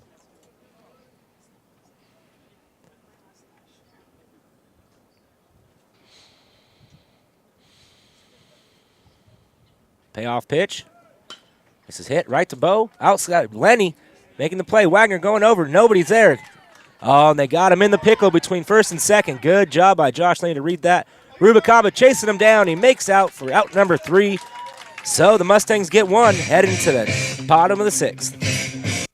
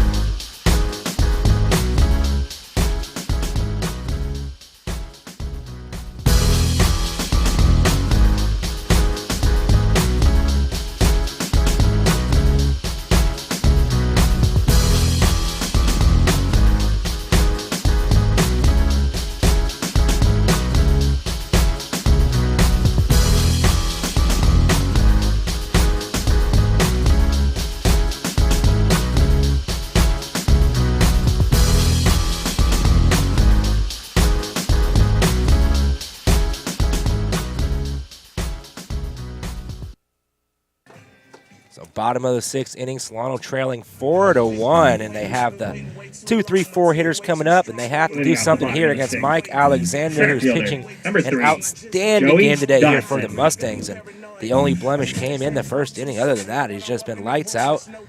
Like you said, getting ground balls. His defense, picking him up right behind him. 2 double plays on the day. He's a couple strikeouts and just all over the place. Joey Dotson 0 for 1 today. First pitch is high, ball 1. He's only given up 3 hits on the day, too. 4 hits. I got 4 in my book. Oh, yeah, I do too now that I'm looking at it. And that's in the dirt, ball 2. Yeah, 4 hits through 5 innings of work. I mean, he's throwing himself a good game here. Yeah. If it wasn't for Rubalcaba leading off with the double in the top of the first inning and, Solano manufacturing a way to get him in. That pitch is in there, strike call. Count goes 2-1. So Dotson needs to come up here and set the table for the rest of the lineup with the best RBI man for the Falcons coming up next, and Josh Lenny. Yeah, Dotson needs to get on some way here. Ball 3. He's thrown a lot of pitchers now into the 6th inning. This is the time where you start taking the pitch. You look for something that you can drive into the field. Your second, especially it's the 3rd time through the lineup, you know what he throws. If you see that fastball, hop on it. But other than that, you want to be patient. That is ball low, so that's a leadoff walk to Joey Dotson, just what Solano needs here to start the bottom of the 6th. That's exactly what you have to do if you're Joey Dotson right there. Take some pitches, see a lot of pitches in your at-bat, get on any and every way you can. Yeah, Dotson second on the team with 12 stolen bases, been caught 3 times, so Dotson has a lot of speed, but down by 3 runs, I wouldn't expect maybe him to steal. You need all the base runners you can, especially with Josh Lenny up. Yeah, I'd expect Lenny to try to bunt right now, but wouldn't put it past Coach Stover either to let him swing away. First pitch is a ball low. He gave a leadoff walk to Dotson, comes back throwing a ball here. I'm sitting up there, I'm waiting for him to throw me a strike. Got to be patient. Yeah, you can't chase right now when he's having a little trouble finding the strike zone in his last 2 innings. Good take, outside, ball 2. That fastball is still popping the glove in the 6th inning. Wow. It's the only 3rd time through the lineup, so he really hasn't faced that many hitters so far. All right on schedule. Only giving up 1 run today. 4 hits. Pulls it back, but a strike is called. Count goes 2-1, so good idea by Lenny there.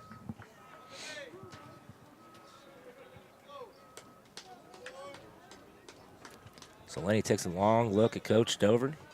Dotson gets a decent lead over at first. He's going to take one more step as Alexander comes set. Checks the runner. Kicks, fires. Swing and a miss. Strike 2. Took a big hack at that one. Yeah, Lenny's going to have to shorten up now right here and just drive something. You've got all that speed over on first base, and Joey Dotson, you got to get him into scoring position. Yeah, just got to protect right here. Curveball high up, a little bit of chin music there. Count goes full. A little bit of mind games being played right there, huh? Yeah, I think he just didn't get curveball. Slipped out of his hand a little bit. The moisture. It's a little bit of a damp day here. So full count, nobody out, runner on first. Dotson on the move, swing and a miss, strike 3. Throwing down, Dotson's in there safely. So 1 out, stolen base for Dotson. Now it brings up Bo Siegel, who's 0 for 2 today with 2 strikeouts. And he's due. Yeah, Bo's due right here. Needs a base hit and an RBI right here. Bo went 2 for 5 in that last game against Marin with 1 RBI, and this is a prime chance for him here. And Utler is going to go out and talk to his pitcher. He's gotten fooled on a couple curveballs swinging out of the strike zone, so we'll see if Bo can buckle down here and pick one up and get one back here for his team. Especially when you've struggled a little bit today being Bo right now, he's got to drive something right now. He's got to find his pitch and not try to do too much with it.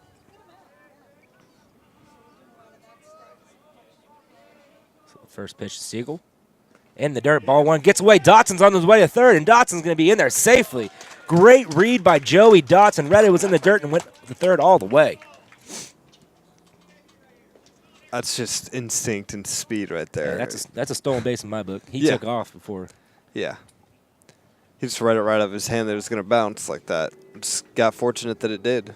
Yeah, now Bo needs to figure out some way to get it into the outfield or get a base hit to score this run. Curveball just misses ball 2. Good take by Siegel right there. That's a tough pitch to take right there. Curveball stays a little bit high. That's a pitch a lot of power hitters are going to try to drive. Yeah, I don't think Mike Alexander was too happy with that call. Kind of gave a long look in after that. You know, when you start trying to show up the umpire, he's going to get a little mad at you. On this one, smoked right in the 3.5 hole, so an RBI single for Bo Siegel, and Solano trails 4-2. Now, how crucial was that extra 90 feet that Joey Dotson stole for Solano? Yeah, I don't think he would have scored from second on that if he wouldn't have. Now batting, third baseman. Hey, like we said, he was due. Another guy that's due is right now Garland Webster, 0 for 2 today with a fly out and a strikeout. He's seen nothing but strikes, but I think Garland's due. His third time through the lineup now, Mike Alexander. First pitch is in there, strike call, count goes 0-1. It kind of seemed to me that Alexander didn't come set. Yeah, it seemed like he quick pitched Garland a little bit right there. Good job, Marvell. So that's something to keep an eye on. So the 0-1 comes set. Fires. Swing and a miss, strike 2. Garland's just chasing that outside fastball right now. He's got to sit back and wait for his pitch, and he likes to drive high fastballs and sit. He hasn't seen a ball all day. The first at-bat swing at the first pitch, and then 3 straight swings on the strikeout. Now 0-2. In the dirt, ball 1. So now he has seen a ball. Yeah, he's due also right now to get a base hit. Yeah, it's very tough to go 3 times through Solano's lineup and, you know, really keep them at bay. Mike Alexander doing a great job today, but they finally got one in here in the top of the 6th inning. 1-2. Outside, ball 2, sorry. Count goes 2-2. Use your fingers. So Garland having himself a good at-bat here. You're going to have to use some math tutoring. Ball's in the dirt, runner on the move. High, Bo stops, and he is out at second base, caught stealing. For a second out of the inning. Maybe there was a missed sign there. You know, I think if he just keeps running and slides, I think he's safe on that play. It's at least closer. Yeah. Yeah. So now 2 outs, full count to Garland Webster. Let's see if Garland can get a base hit here, pick up Bo, and start the rally again. Lifts this one out of play over the visiting dugout, so the count will stay at 3-2.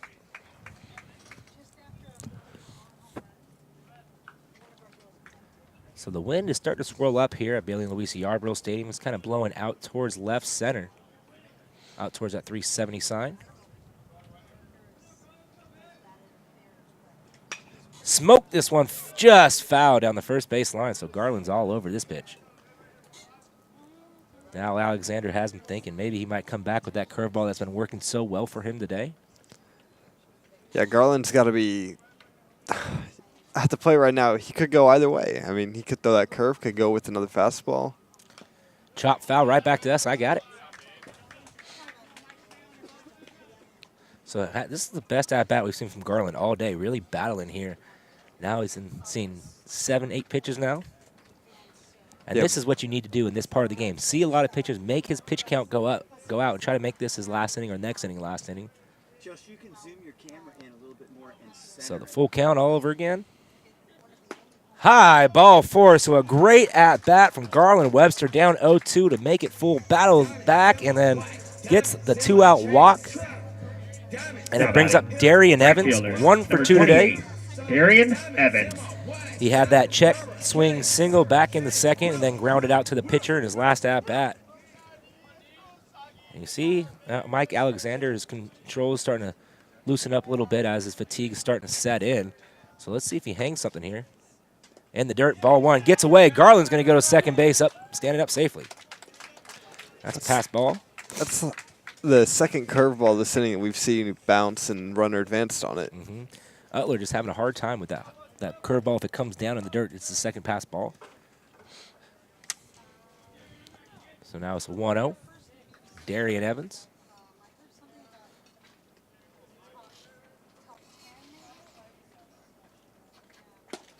And that pitch in there for a strike called right low on the outside corner.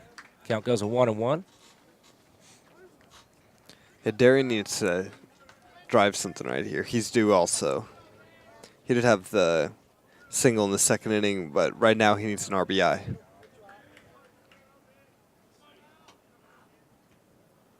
This one's hit right past the third baseman, bubble to that shortstop, and everybody is safe. And you know, I give Darian a hit there because that's right there in the 5.5 hole. Either way, if they field that, they're not getting them.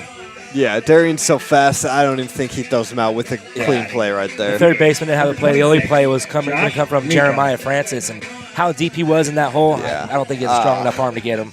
And if he does have the arm to get him, good for you. I mean, not many people can make that throw. We saw earlier in the game Rubalcaba, similar play. I still couldn't get him, and Rubalcaba is one of the best shortstops here in Northern California, and it's a tough play. So now first and third, 2 outs. Brings up Josh Meekum for his first at-bat of the day. First pitch in there, strike called. Count goes 0-1. So let's see what Meekum can do here in his first at-bat. He came in to pinch run for Briar Litz after Briar went 1 for 1 with a walk and a single. Follow that runner home. That's on third. High and outside, ball 1. So good take there by Josh. Yeah, Josh needs to find a way to get this RBI right here. You know, he just needs to be very patient, like both these hitters have the past this whole inning. They're really seeing pitches. They're fighting for this. They're hungry. This whole lineup's really been patient this inning. Good curveball, but it's lifted into center field. The sun could be trouble. Hill is looking for it. Hill is under it, and he makes the grab for out number 3. So Solano gets one, and we're heading to the top of the 7th. Hi, my name is Rebecca LeCount. I'm one of the counselors here at Solano Community College. I'm here to let you know that counselors are available to help you with academic and career advising. Our job is to help you successfully reach your goals. Whether your goal is to obtain a certificate, an associate's degree, or to transfer, it's important to have an educational plan to guide you along the way. We want to make sure that you are taking the classes that you need and not taking ones that won't help you reach your goals. I encourage you to come by the counseling office to see a counselor to develop or update your educational plan as soon as possible. For new students, creating an educational plan is one of the steps that you need to take in order to obtain priority registration. Developing the ED plan will allow you to plan your semester schedule in advance and will give you a better chance to get those classes that you need. You can drop by the counseling office in Building 400 on the main campus or call to make an appointment at 707-864-7101. You can also book appointments online at solano.edu. We also have counseling appointments available in Vacaville, Vallejo, and at the Travis Air Force Base. Remember, we're here to help you. Please come by and see us today.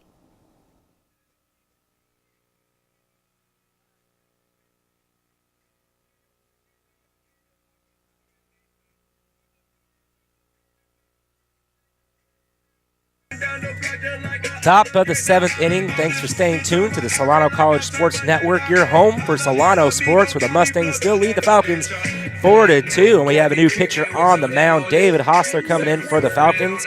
Jay Wagner's final stat line is inning in the 3rd. No walks, 1 strikeout, 1 hit, 1 run, and no earned runs as the run came in off of an error. And now it brings in David Hostler, who's having himself a pretty good season.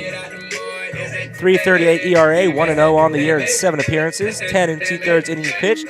He's given up 9 hits, 5 runs, 4 earned runs, 2 walks, 6 strikeouts. So that's pretty good relief appearances for this young man. It's a solid season. So now let's see if he can come in and shut the door, as Solano got 1 back, so now it's a 2-run ball game once again. It's going to bring the 8-9-1 hitters up for the Mustangs. Number 2, David Hostler. It's going to bring up Carlos Carrillo, who is 1 for 2 today with a single and a fly out to left field. Your deep fly out to left field, too. Hit it to the deepest part of the ballpark, pretty much. Yeah. First pitch. In there, just a bit low, ball 1. Yeah, Solano caught a break in that last inning to where a little chopper to Bo, nobody was covering, and then they caught him in a pickle. Flare out to right field. Darian Evans going over, makes the catch on the run for out number 1. Good job there by Darian to not overrun that ball and just make the routine play out there. Oh, he got a great jump right off the bat. He knew exactly where it was going to be. This first step, I mean, the first step means everything as an outfielder, you know. If you get that first step, 95% of the time you're going to make the catch. Now it's going to bring up Jeremiah Francis, 0 for 2 today. Grounded into double play and flew out to the second baseman. First pitch is low, ball 1.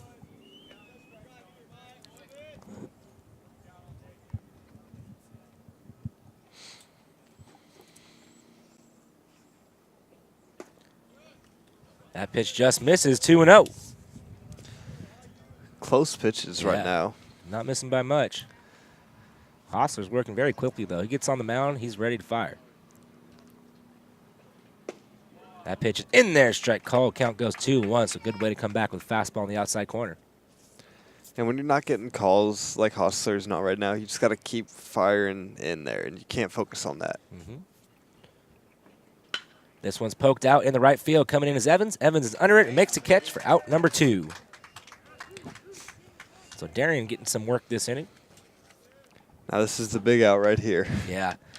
Jared Emil, 3 for 3 today. Has a home run, a couple of singles, a couple of RBIs. Right fielder, Jared Amiel. So Jared also was caught stealing. We try to take off Acosta caught him. First pitch in there, strike called. If they can keep this guy out the bases, it'll be a win. 3 up, 3 down. That'd be a great job for the Falcons. A great job by David Hostler. But he's got to get through the big guy right here. That ball's in the dirt. Good scoop by Ian Acosta. A little backhand ole. Count goes to 1-1. Yeah, Hostler's working quick when he gets up on the mound. He's not going to sit there and study what Acosta's calling. Good curveball ripped right back up the middle. Lenny can't get to it, so 4 for 4 for Jared Emil. Have yourself a day. His average just keeps climbing and climbing. I think after that first home run, he's like, I'm dialed in. Now batting, second baseman. Freshman out of Brentwood. Derek Slate now coming up to the plate. 0 for 2 today with a strikeout and a flyout. Also had a sacrifice bunt back in the 3rd inning. Slate, another guy we told you to watch out for this kid. It really hasn't done much today, but things could change right here for him. About a 3.33 on the year. First pitch swung foul. Count goes to 0-1. Yeah, Slate's a guy that we were expecting to have a little bit more of an impact on this game, and he hasn't done much today.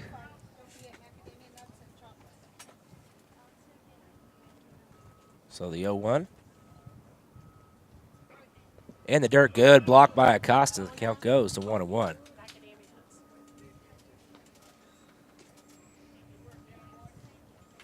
Yeah, Acosta very good behind the plate. It's not going to let many balls get past him. Yeah, he's done an excellent job by keeping these base runners at bay today. You know, throughout 2 runners, the only stolen base came from the fastest guy on the team who hasn't been thrown out all year. So, and it was still a close play in Jerome Hill. Little quick check, throws it in, good curveball. He does not get the call. The count goes 2-1. Close pitch on that curveball right there. Just a little low is what I have to assume that the umpire's calling right there. So Hostler really needs a battle back right here. 2-1 count.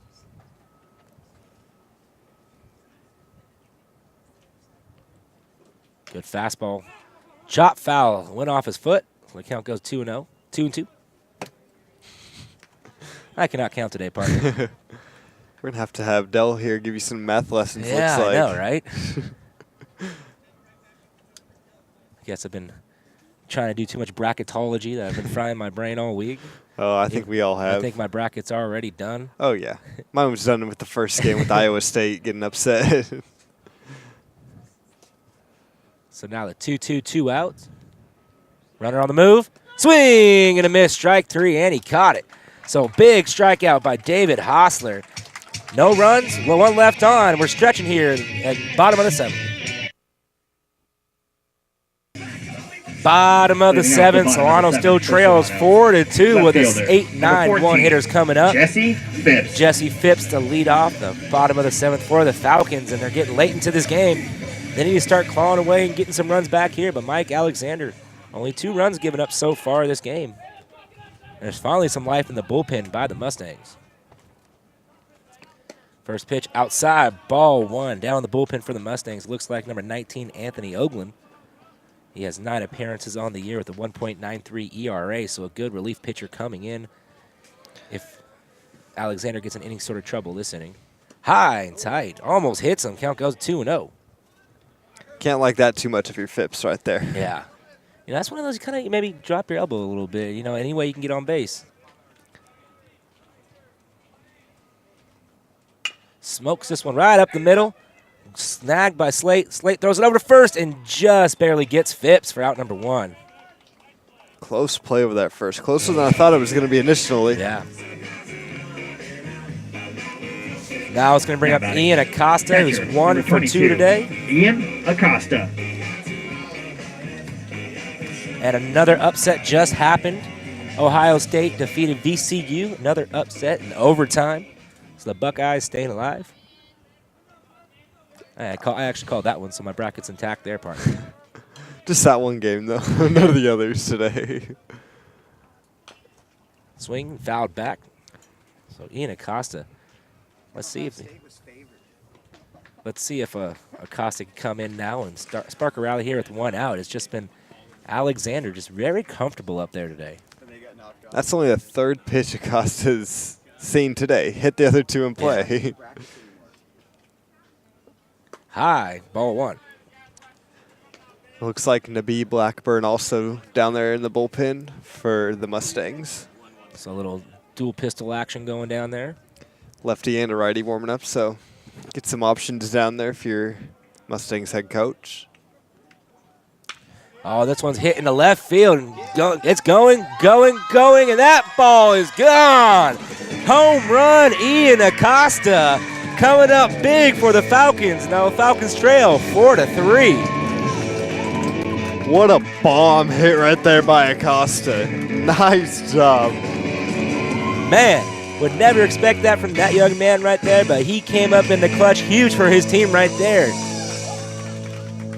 That was no doubt about it. Yeah, that was smoked right out to left center field. Yeah, I mean, Hunter Stone turned around. I thought he might have had a play on it, but that thing just kept going and going. Like you said, the wind's blowing out that way.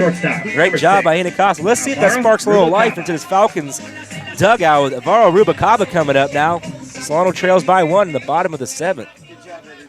And with only 1 out right now, look for Alvaro to try to not duplicate what Acosta just did, obviously, but to try to get on base. Oh, fouls this one up, out of play. Count goes 0-1. Saw the high fastball, and his eyes got big and wide. So the toughest pitches to lay off a high fastball. It's a great pitch, though. He's throwing hard still out there in the 7th inning. Maybe not as hard as he started out the game with, but still has a little cheddar left. And that pitch is called a strike. The count goes at 0-2. We got to get you a monitor. The home field, the home crowd didn't like that pitch too well. Dugout didn't appreciate it too much for the Falcons either, it sounded like. Swing and a miss, strike 3, and they tag him to complete it for out number 2. Alvaro just swung over the top of that curveball, and now it brings up Joey Dotson, who's 0 for 1 today with a walk and a sacrifice bunt. Joey Dotson. A couple of stolen bases and a scored run. And that all came with a couple of outs. So let's see if Dotson can come through here for his team. First pitch low and away, ball 1. And Joey needs to find a way to get on right here. With all that speed, I mean, you've got a guy like Josh Lenny in the on-deck circle who's going to find a way to bring you around if you get in scoring position. This one's shot down into the bullpen, right at the catcher down there, and he makes the grab. So the count goes 1-1.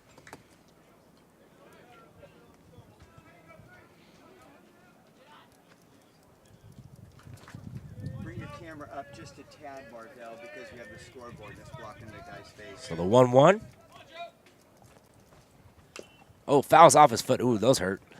Yeah, it never feels good. Right on the inside part of your foot. Yep. This one, we just got to kind of walk it off for a second. Yeah, he'll be feeling that one a little bit later, though. Definitely be black and blue. So you see a good shot right there of the Billy Luis Yarbrough Stadium scoreboard. I think that's where the home run was hit, right over there. So a couple of home runs today in this game. Pretty exciting. Got a good ball game. A lot closer ball game than we expected coming into this game. But like we said, Los Medanos has been in every single game so far this year, except for maybe 2. Looking down their list now. Fouls this one back. The count will stay at 1-2, so a good battle by Dotson right here. Yeah, Dodson's just going to fight and fight and fight until he gets his pitch, and then he's going to hammer it. That's what he does. Drives the ball to the opposite field and gets on base. Curveball in the dirt. Way to lay off that pitch. So Dotson doing a great job at the plate here. 2-2, 2 outs.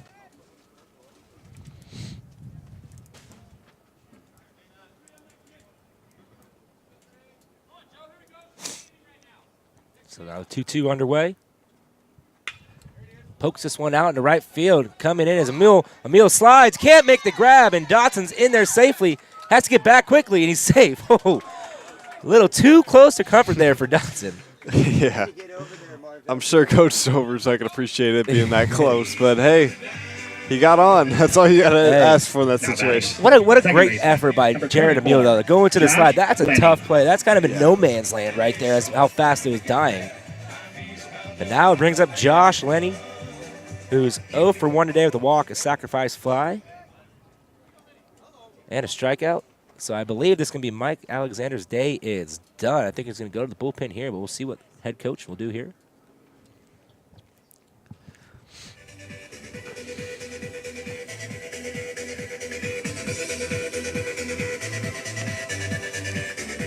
A good game for Alexander right here. It's a solid game. I mean, he ended up giving up 3 runs, but I think he is going to stay in the game, partner.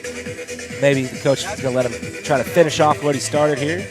But while we got a little break in the action, let's do a little station identification. You're tuned in to the Solano College Sports Network.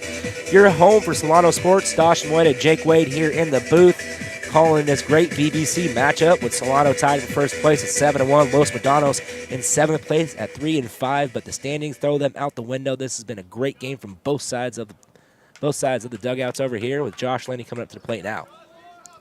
Josh Laney, the guy who needs to do something right here. He's the guy who's got to get this rally continuing for the Falcons in this inning. Yeah, you know he's hitless. He's due today. First pitch, low, ball 1. And I do think this probably will be Mike Alexander's last batter if Lenny gets a hold of one here. Puts it out in play. Yeah, especially with the lefty warming up in the bullpen and Bo Siegel in the on-deck circle. I'd be surprised if he left him out there for that. This one's chopped. And it's a foul ball. Great call by Robert, a step behind the plate. Count goes 1-1. No mistake on the call right there. Yeah. You know, if you're loud, you know, you sell it, and it's the right call, right? Yeah. But it did curve. It didn't cross in fair territory at all. So now the 1-1. Runner on the move. Swing and a miss. Dotson going in. Dotson's in there, and he's safe for his 3rd stolen base of the ballgame. Dotson just showing that speed that he has right there. He's racking up the stolen bases, and now that's his 15th stolen base on the year. Now he's tied with Rubicaba for team leader. A little bit of friendly competition right there, I'm sure, between those two at the top of the lineup.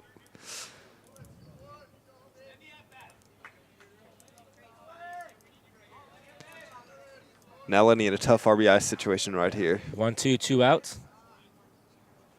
Oh, he held his swing. Good job by Josh Lenny right there. Now the count goes 2-2.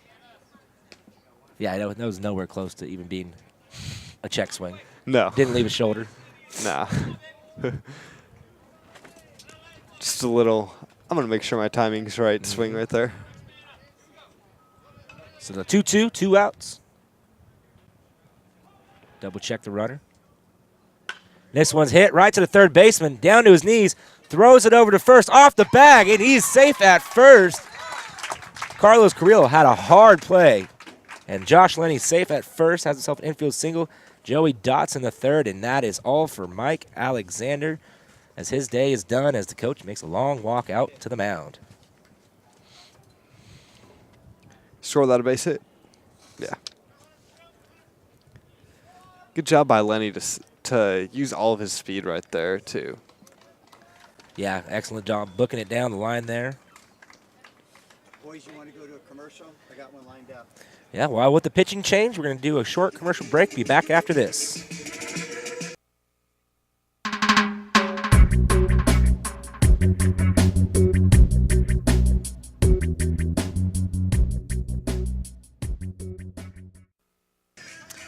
So new pitcher for the Mustangs is going to be Anthony Oakland. Just like we said, he comes in with a 1.93 ERA and 9 appearances and 4 2/3 innings pitched. So Mike Alexander, 6 2/3, 4 walks, 5 strikeouts, 9 hits. Bo Siegel. And he still has a couple of runners out there that are his. So let's see if Bo can get another RBI here. Yeah, Bo's got to be striving right now to get that run home at third and tie this game up. 1 for 3 today with a single, a couple of strikeouts. So this is a big-time situation here. Lefty on lefty matchup. Pick over to first to check Lenny. He's back safely, just a couple steps off the bag. You know, it's going to be interesting to see what this Oakland has, especially with Solano struggled a little bit from Mike Alexander, but started to get to him here in the later part of this game. 1 run already in this inning. Bo can tie it up here with 1 swing of the bat. Pick over to first. And that's what the lefty brings to the game. You know, the high leg kick. A lot more pickoffs happen. Yeah, you got to have a good move as a lefty.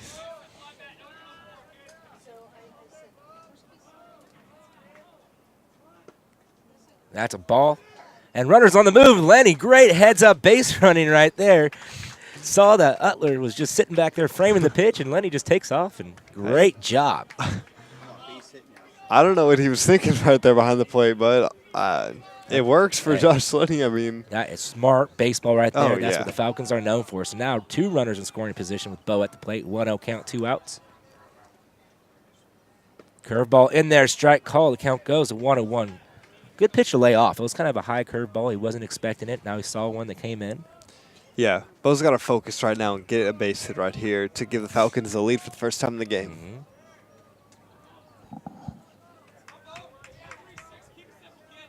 So a long look in from Oakland. Bo calls time. A little bit confused with the signs there, it looks like, from Anthony Oakland.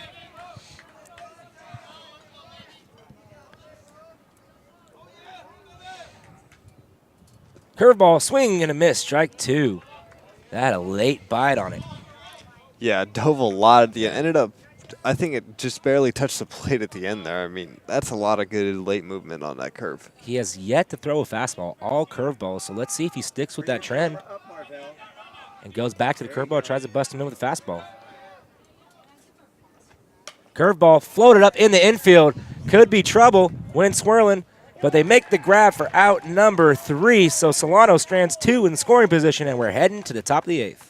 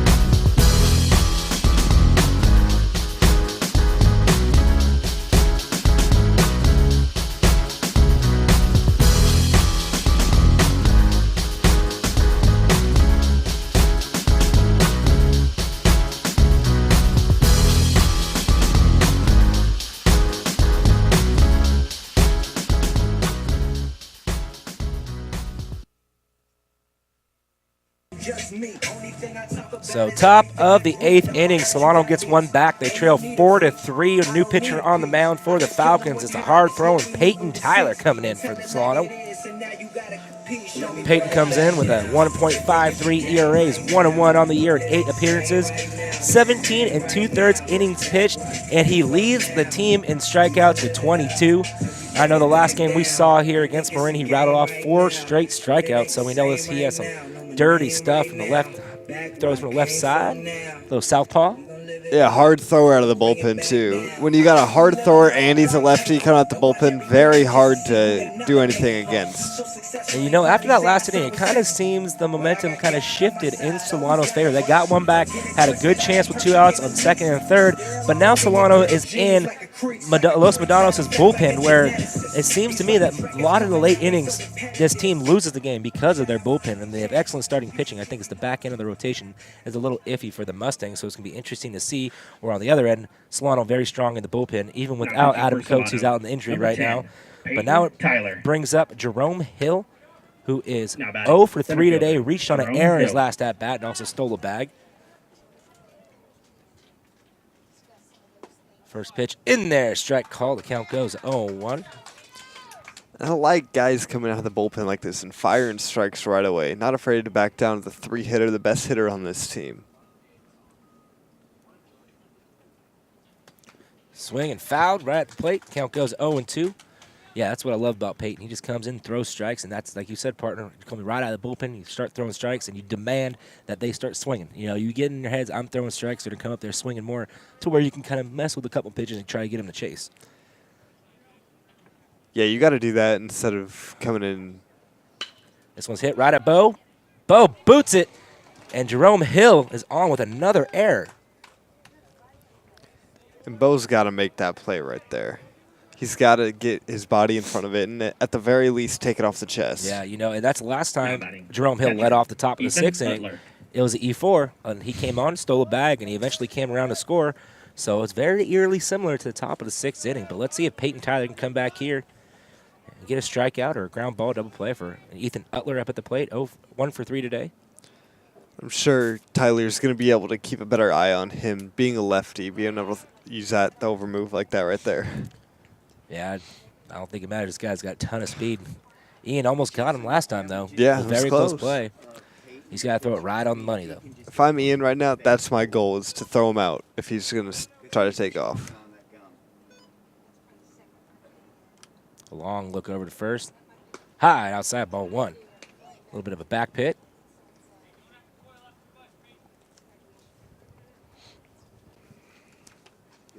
So this is a crucial situation. Falcons get one back. They get 2 back. They're down by 1. Been trailing by 2 most of the game. So the game is within reach. Yeah, Solano's just got to keep runners off base right now. And that pitch is high for ball 2. Count goes 2-0. As Utler there looked like he was going to bunt but pulled it back. I think he still might bunt, just pulled it back so it was a ball. But not a bad idea right here. Try to get another insurance run if you're Los Medanos. Pitch in there, strike. Count goes 2-1. So good job by Peyton Tyler right there.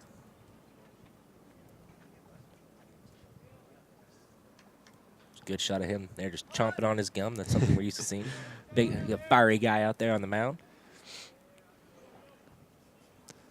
So squaring around the bunt, showing it early.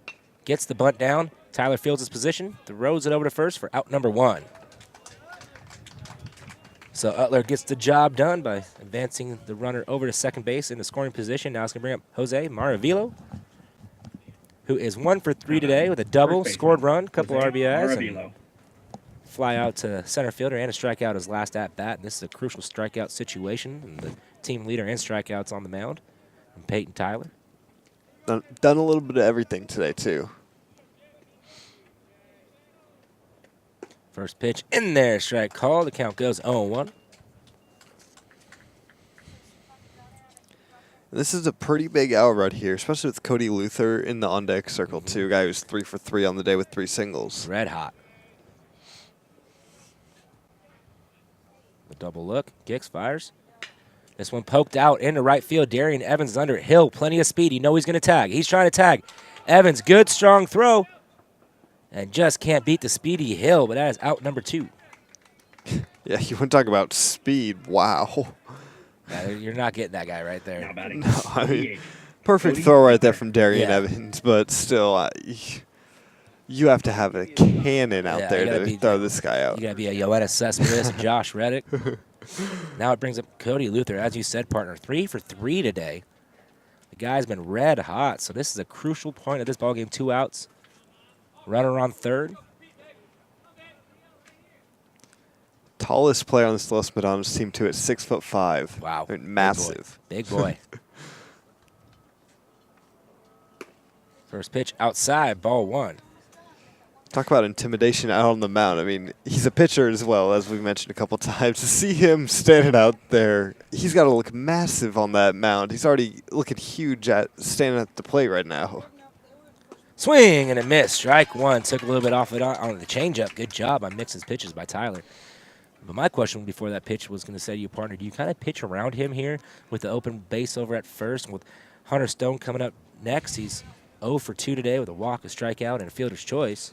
You know, swing and a miss. Strike 2. Has him full 2 pitches in a row. You know, I wouldn't necessarily pitch around him, but I would be careful. Yeah.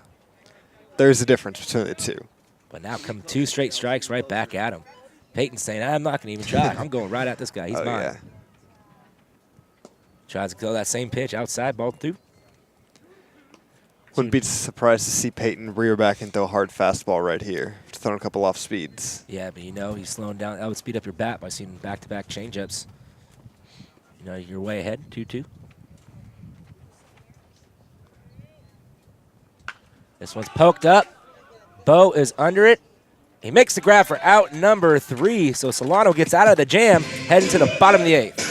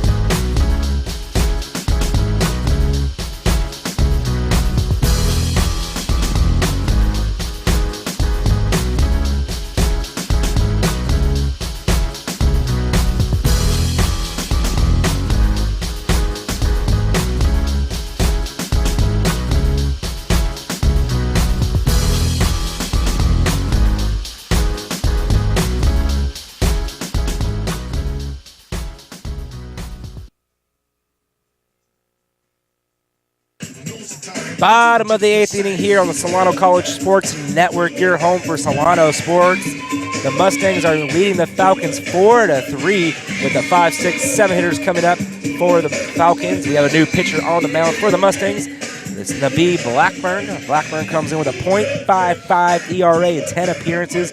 He's 0-1 in 16 1/3 innings pitched. This guy's just been lights out. 11 strikeouts, 7 walks. He's only given up 11 hits. Pretty good stat line right there for this young man. Oh yeah, he's the anchor of this bullpen. I mean, he's like the one bright spot of their bullpen. It looks like to me. He's that guy who can come in and do his job no matter what. Yeah, you got a guy coming up to the plate who's 0 for 2 today with a walk and a strikeout. A guy that's hungry. Probably one of the more fiery guys on the team, and Garland Webster. And you know he's going to want to come up here and do something for his team and help his team out. Yeah, Garland's going to want to come up and try to drive something, start a rally right here for the Falcons. He's that young freshman leader who can start a rally with 1 hit.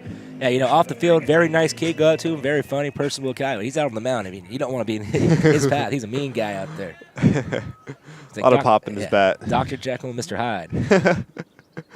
First pitch. In there, strike call. Count goes 0-1, so good job laying off the first pitch. Straight heat right there from Blackburn. Wow. Yeah, nothing they haven't seen before, so what they say about if he throws harder, further goes, right? Ball low. Count goes a 1-1. That is the saying. I mean, the easier you got to swing, too. You don't got to you don't have to have such a long swing when he's throwing so hard. Yep, short and quick. Keep your hands inside the ball and drive something. 1-1. Chops this one. Could be trouble. Oh, good grab over to first base for out number 1. Jeremiah Francis flashing the leather. A nice play. Short hop right there. Still was able to make the play, though.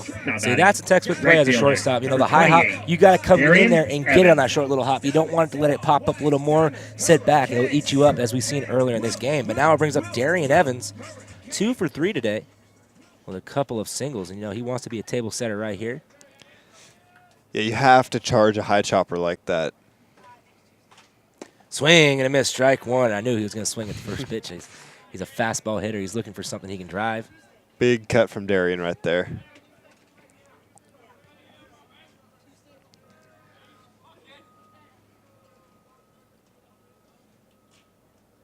Curveball. This one's hit high and deep in the right center field, and that ball is going to drop and one hop the wall. And Darian's not going to stop it. He's going to go all the way to third. Could be a close play. Coming in. He's in safely. 1-out triple for Darian Evans, and he gave that thing a ride. Talk about a table setter right there. What a bomb he hit right there. If that was hit to right field or to left field, that's probably a home run. But he just hit it to the deepest part of the ballpark right there. That thing just kept going and going. Jerome Hill kind of playing towards left center field. He had to make the long run. The wind happened to be blowing that way. I thought Hill might have gotten to that ball, but he did not. And what a hustle play by Darian Evans. You can see he's a gamer right there. He goes, second base, I'm going 3. Because right now it sets a table for Josh Meekum coming up to the plate now with 1 out. Yeah, here they're going to call a little meeting here. Safety squeeze, pop up. They need this run right here to tie this ball game. They got to do something to get this run home right here. Yeah, the funny thing was, Nabi Blackburn, that was a curveball. Yeah. He hung one out there, and Darian didn't miss it. You know, he came back, and Darian was late on the fastball. So I was expecting him to come back with another fastball, but he brings in a curveball. So when you know a guy's behind your fastball, you got to come back with it again somewhere. Oh, yeah. Interesting call there, but worked out in favor for Solano. So Josh Meekum at the plate. So infield is in with 1 out, bottom of the 8th inning.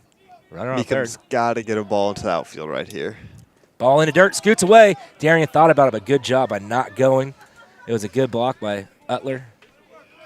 Thought about it. Yeah, hey, you never want to make that, especially tying run. You do not want to make that play at home unless it gets way far away from. But it's a pretty short backstop here at Billy and Luis Yarborough Field, so it has to be really slow back here. Unless you're absolutely sure, you have to. Yeah, to just stay, especially when that would have been the tying run. Checks a swing.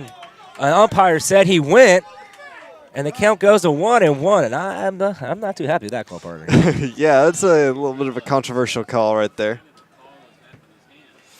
Yeah. Oh, well, 1-1. Still good opportunity here. Can't let that affect the rest of your at-bat. This one's ripped right past the third baseman. Darian is going to come in to score. Josh Meekum with the tying RBI single. We are all knotted up at 4 in the bottom of the 8th inning. Great job right there. Just hit it so hard that it scooted through the infield. And you know, that's one of those things, the infield's playing in. If he's playing back in normal depth, he makes that play. And the run doesn't come home. So that's where you got to kind of give and take. I would have personally had the corners in it, but that's the way it played out. Now Jesse Phipps up at the plate, 1 out, runner on first. And the Falcons are starting to rally here in the bottom of the 8th inning. Better late than never. Ball's in the dirt, runner on the move, and this one scoots away, low tag, and they got him. For the second out of the inning, and Josh Meekum just gets thrown out. I thought that ball, when it hopped like that, thought it was going to maybe scoot away, but fortunately for Los Medanos, bounced right into the shortstop's glove. He was able to tag him out. It's okay. This is the 3rd straight inning Solano has scored 1 run. You know, with Jesse Phipps still up, he could spark another rally here with Ian Acosta, who had the home run the last inning up. Oh, he smokes this one. Just foul. That was a pretty close call right there. Yeah, I think he got it right. I had a pretty good vantage point from right here, and it hit a lot of green on the foul territory side. but just a half a second behind it. But see, you come in and bring a guy to beat Blackburn who hasn't really established any pitch besides his fastball. The only curveball he threw, he hung it to Darian Evans where he got the triple. So 2 outs. Outside, ball 1. A good take right there by Phipps. 2-1 now. I mean, that's what you got to do. You can't sit on that outside fastball. You've got to let it go.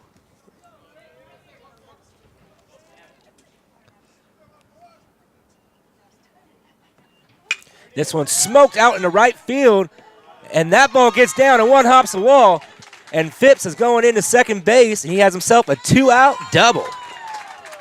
Nice piece of hitting there by Jesse Phipps. Fast guy, too, so that was an easy double for him. Stand-up double. I mean, that ball was ripped, just similar to that one he hit foul. Hit it right on the screws, fastball, and now it brings up Ian Acosta. He's 2 for 3 today. Had the big one-out home run in the bottom of the 7th inning off a fastball. So that fastball pitcher, fastball hitter, it's going to be a good matchup right here, partner. Good battle right now, and Ian can't try to do too much, and he can't try to duplicate what he did in the 7th inning right now. He's just got to get a base hit. Phipps got a lot of speed out there at second. Just stay hot right here, kid. Oh, yeah.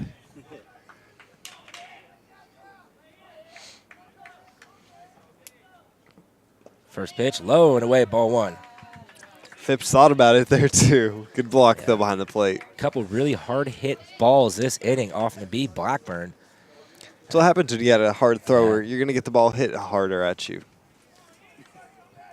Amen. So the 1-0. And right on the low part of the strike zone, the count goes to 1-1.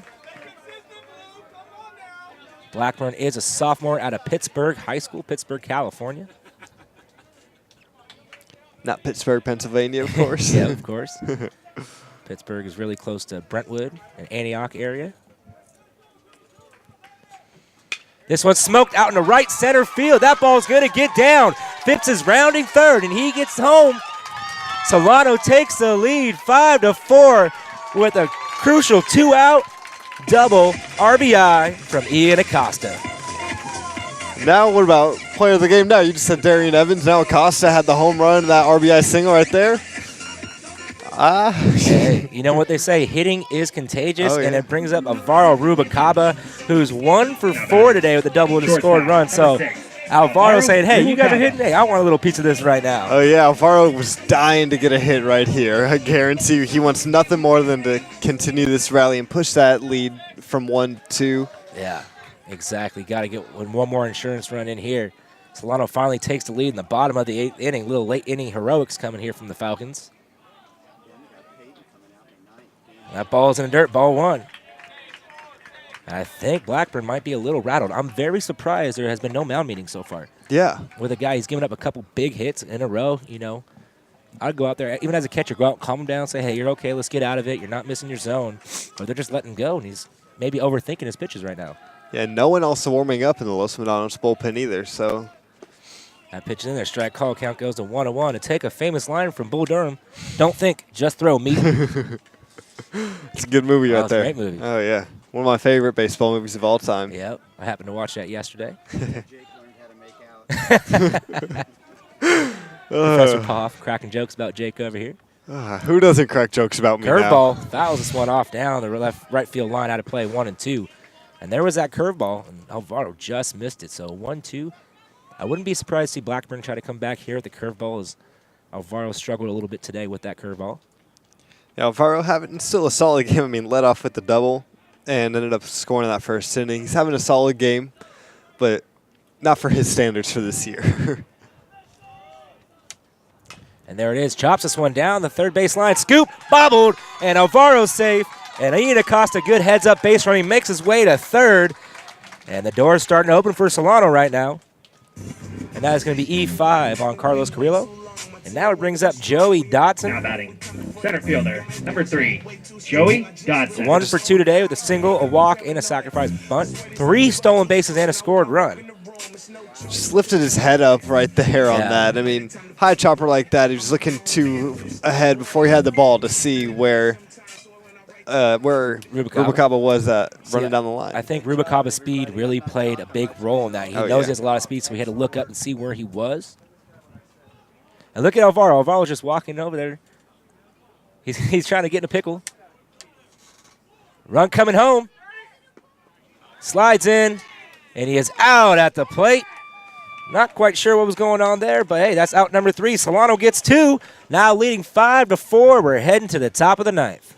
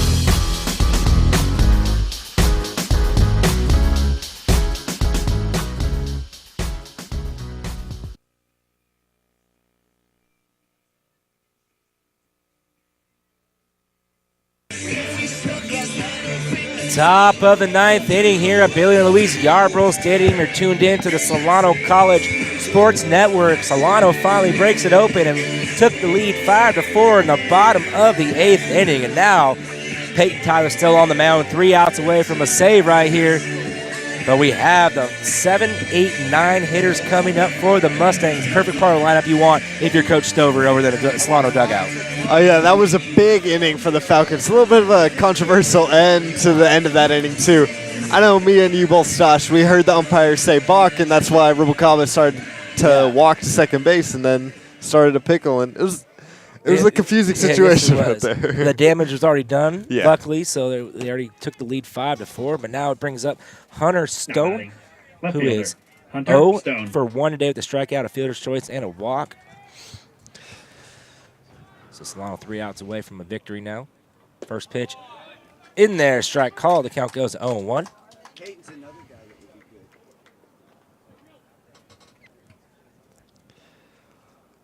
So the 0-1. And the dirt ball 1. Count goes to 1-1. Marvell, I want you on the batter. Good job right here. Tyler's not trying to do too much, not trying to get a strikeout necessarily. He's just trying to get them to hit ground balls. He's got a great defensive infield right now. Swing and a miss, strike 2. So Peyton's just trying to throw some strikes right here and get some outs and get out of this game with a victory.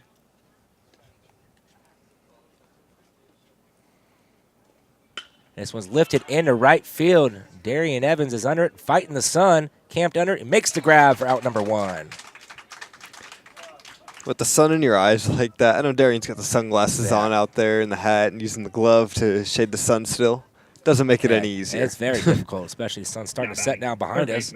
Carlos Carrillo. Now Carlos Carrillo coming up to the plate, 1 for 3 today with a single and a couple of flyouts, the right fielder and the left fielder. Yeah, and Carrillo, he's literally standing on the plate. My bad. Oh, and he's standing exactly on the same spot again. And he keeps having to call time. Umpires checking in. Now he's drawing the line. I think Carrillo's just trying to get hit by a pitcher and try to get on base. And he, once again, same spot. Same spot right again. No, all right. I mean, they didn't make no adjustments from the first 2 times. So Peyton Tyler going right at him. Outside, ball 1. Interesting tactic right there. I guess you got to try anyway if you're not swinging the bat too well. Yeah. Outside, ball 2. So Peyton just has to calm down here, let him crowd the plate, bust him in inside right now. I mean, if he's jam him close, yeah, he's on the plate. Yeah. Oh, that's outside, ball 3. Yeah, this is making me a little upset how close he is actually to the plate. And that's a strike right down the heart of the plate, 3-1. Yeah, when a guy's that close on the plate, if I'm pitching, I'm firing it inside. I'm going to brush him off the plate. His toe is literally on the outside part or the inside part of the strike zone. Yeah. So if you hit him, he's in the strike zone. And he pokes this one out in the left field. Dotson coming in, and that ball is going to get down. So a 1-out single for Carlos Carrillo. And a ground ball double play right here is going to be exactly what Peyton needs out there, especially top of the lineup coming up next. I mean, 4 for 4 with Jared Emule up at the top. And it looks like we're having a pinch hitter. It's Brandon Gaisner? Ryan Welsh. There we go. Ryan Welsh is a 5 or 6? Oh, that's 6. It's 6. Ryan Welsh. There you go. Thanks, partner. Anytime. So Ryan Welsh having a pretty good season, hitting .210 on the year, 7 stolen bases, 6 RBIs. Guy who usually starts for this team. We saw him in their last game against Napa. He started at first base. So off day, coming in a clutch situation right now. Ryan Welsh, he went 0 for 2 in that game against Napa and eventually got pulled for Jose Maravilla, who went 2 for 2 after he was pulled. So now 1 out, runner on first. Ryan Welsh. And Welsh also not as close as Carrillo was, but crowding the plate again. Close isn't even the right word to describe where he was on the plate. I mean, I'm very surprised how he got away with that there. Yeah. First pitch outside, ball 1. If I'm the umpire in that situation, I'm not letting him get that close to plate at all. Because if you touch home plate while you're hitting, isn't that an out? I believe so. Yeah. So first pitch to Wells was outside, 1-0. Now the 1-0 pitch.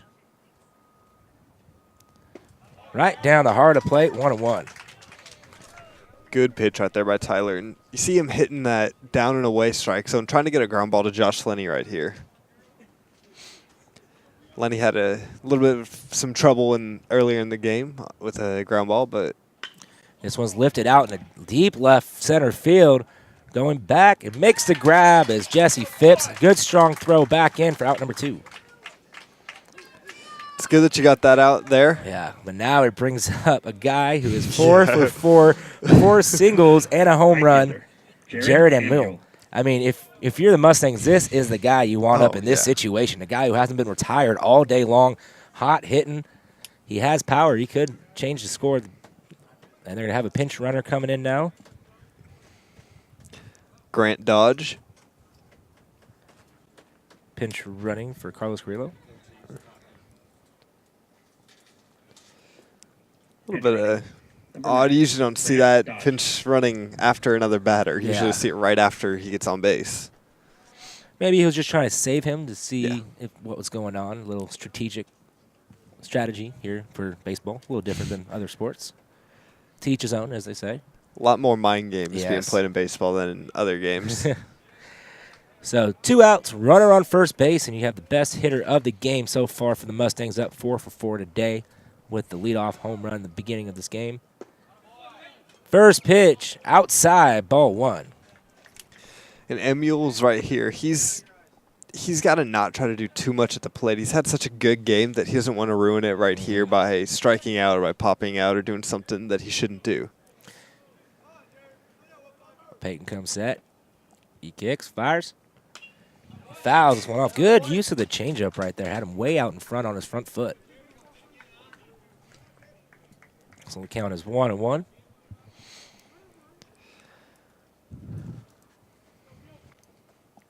So like we predicted early in the game, a good pitched game today, a really close game. We knew that it was going to come down to the wire either way. This one's roped right in left center field, and that ball is down. Dotson gets to it. Quick throw in. Rubalcaba can't make the cut.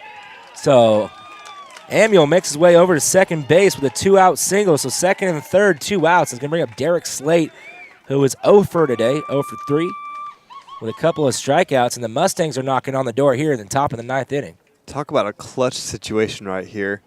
I got to imagine if Adam Coates is healthy, he's probably the guy that's in right now. Peyton Tyler's got to step up right now, though, and get this out. Peyton just got to buckle down right here. You do not want Jerome Hill to come up in the next. It's the last guy you want to have come up in the situation, Jerome Hill.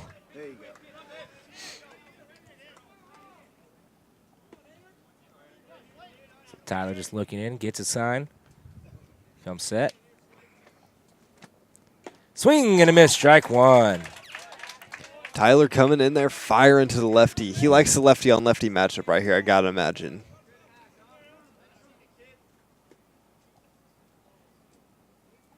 So he wants to switch up the baseball there.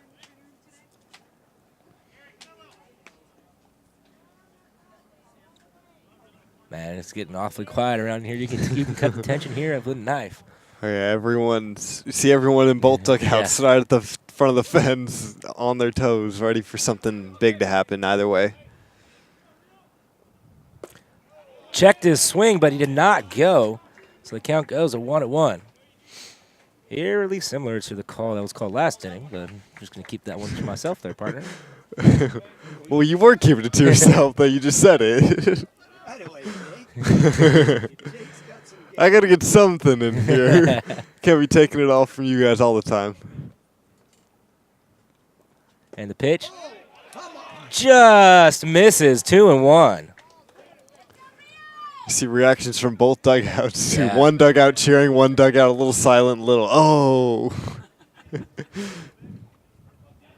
So 2-1, 2 outs, second and third. Curveball in there, strike called. The count goes 2-2. Froze him right there. Yeah. Great pitch by Peyton Tyler. Clutch situation right now. This is where the big players, the big-time players, step up in situations like this.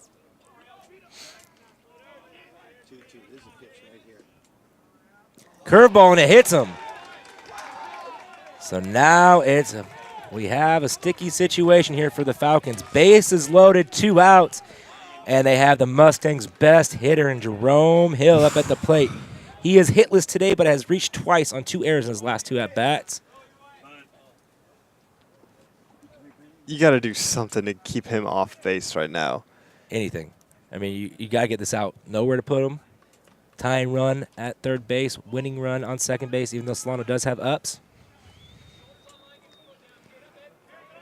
This is... Peyton Tyler just has to buckle down right here, take a deep breath and fire. You just got to trust your stuff right here. This is the time when you see the real elite players take a step up from the people who are good players, but this is where you see people take their game to the next level in clutch situations like this. Bases loaded. First pitch chopped right to Rubalcaba. Rubalcaba coming in, throws it to first, and they got him at first base, and the Falcons win the game. Alvaro Rubalcaba gets the speedy Jerome Hill, and Solano wins a close one, 5-4. What a game that was. Wow. What a throw by Rubalcaba.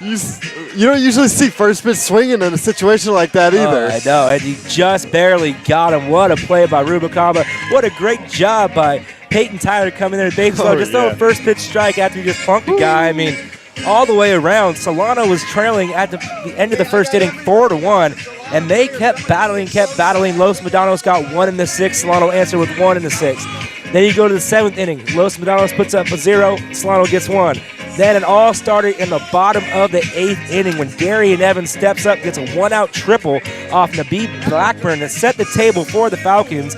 Then Josh Meekum comes up, gets a base hit, scores Darian. Then Jesse Phipps comes up, rips a double. Ian Acosta gets another RBI, 2 RBIs on the day of the double. And then that was a ball game, 5-4 Solano. Yeah, what a great game played. This is one of those games that you're going to keep in the back of your belt if you're Solano.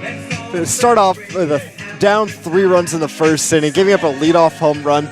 That's not easy to stay in a game like this, and they did a great job of not letting this game get out of hand any more than they could have. How about Dustin LeBeat? Dustin LeBeat came in, he gave up the leadoff home run, he gave up 3 runs in the first, but threw up nothing but zeros the rest of the way, and then Jay Wagner came in and shut the door. He gave up 1 run, but he still shut the door. Hostler came in, did his job. Peyton Tyler closing it out. Solano's pitching held him in this game, and their hitting finally came around, just giving us heart attacks over here. Oh, yeah. This was brutal to watch, but good in the end. Very nail-biter game, on the edge of your seat the whole time. Yep, so Solano moves to 8-1 in the Bay Valley Conference standings, and that puts them up in first place. We're tied with Napa. We'll see what happened in that Napa-Marin game later on this afternoon. But we're going to go on the field. We're having an interview with our player of the game, and we'll be back after this. Hello, everybody. Stosh Moita here with the Solano College Sports Network. I'm here with our Best Buy player of the game, Darian Evans. Darian, congratulations on today's victory. Thank you. I appreciate it. So you guys were trailing most of the game down 3-1, and it really sparked life off your triple in the 8th inning. Talk me through that at bat. Well, I knew I had to come up big for my team. I had a couple struggling at bat, especially that first one where I half swung. Didn't really have a good approach, but I was looking for something up. The guy was a fastball thrower, and he beat me with the fastball. And then I just came back, probably hung that curveball, and just pieced it up. Yeah, I saw you going around second base, and you weren't taking no for an answer. You're going third all the way, right? No, I was trying to get there, man. I just tried to do it for my team. Just wanted to get there.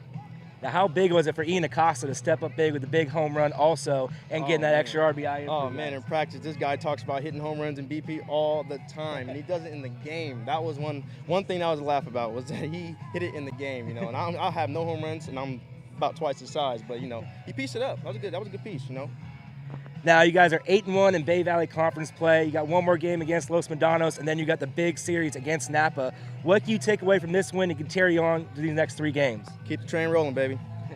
All right, you heard it here. Keep the train rolling. Darian Evans, our Best Buy player of the game. I'm Stosh Moyne, and from all of us here at the Solano College Sports Network, thank you for watching.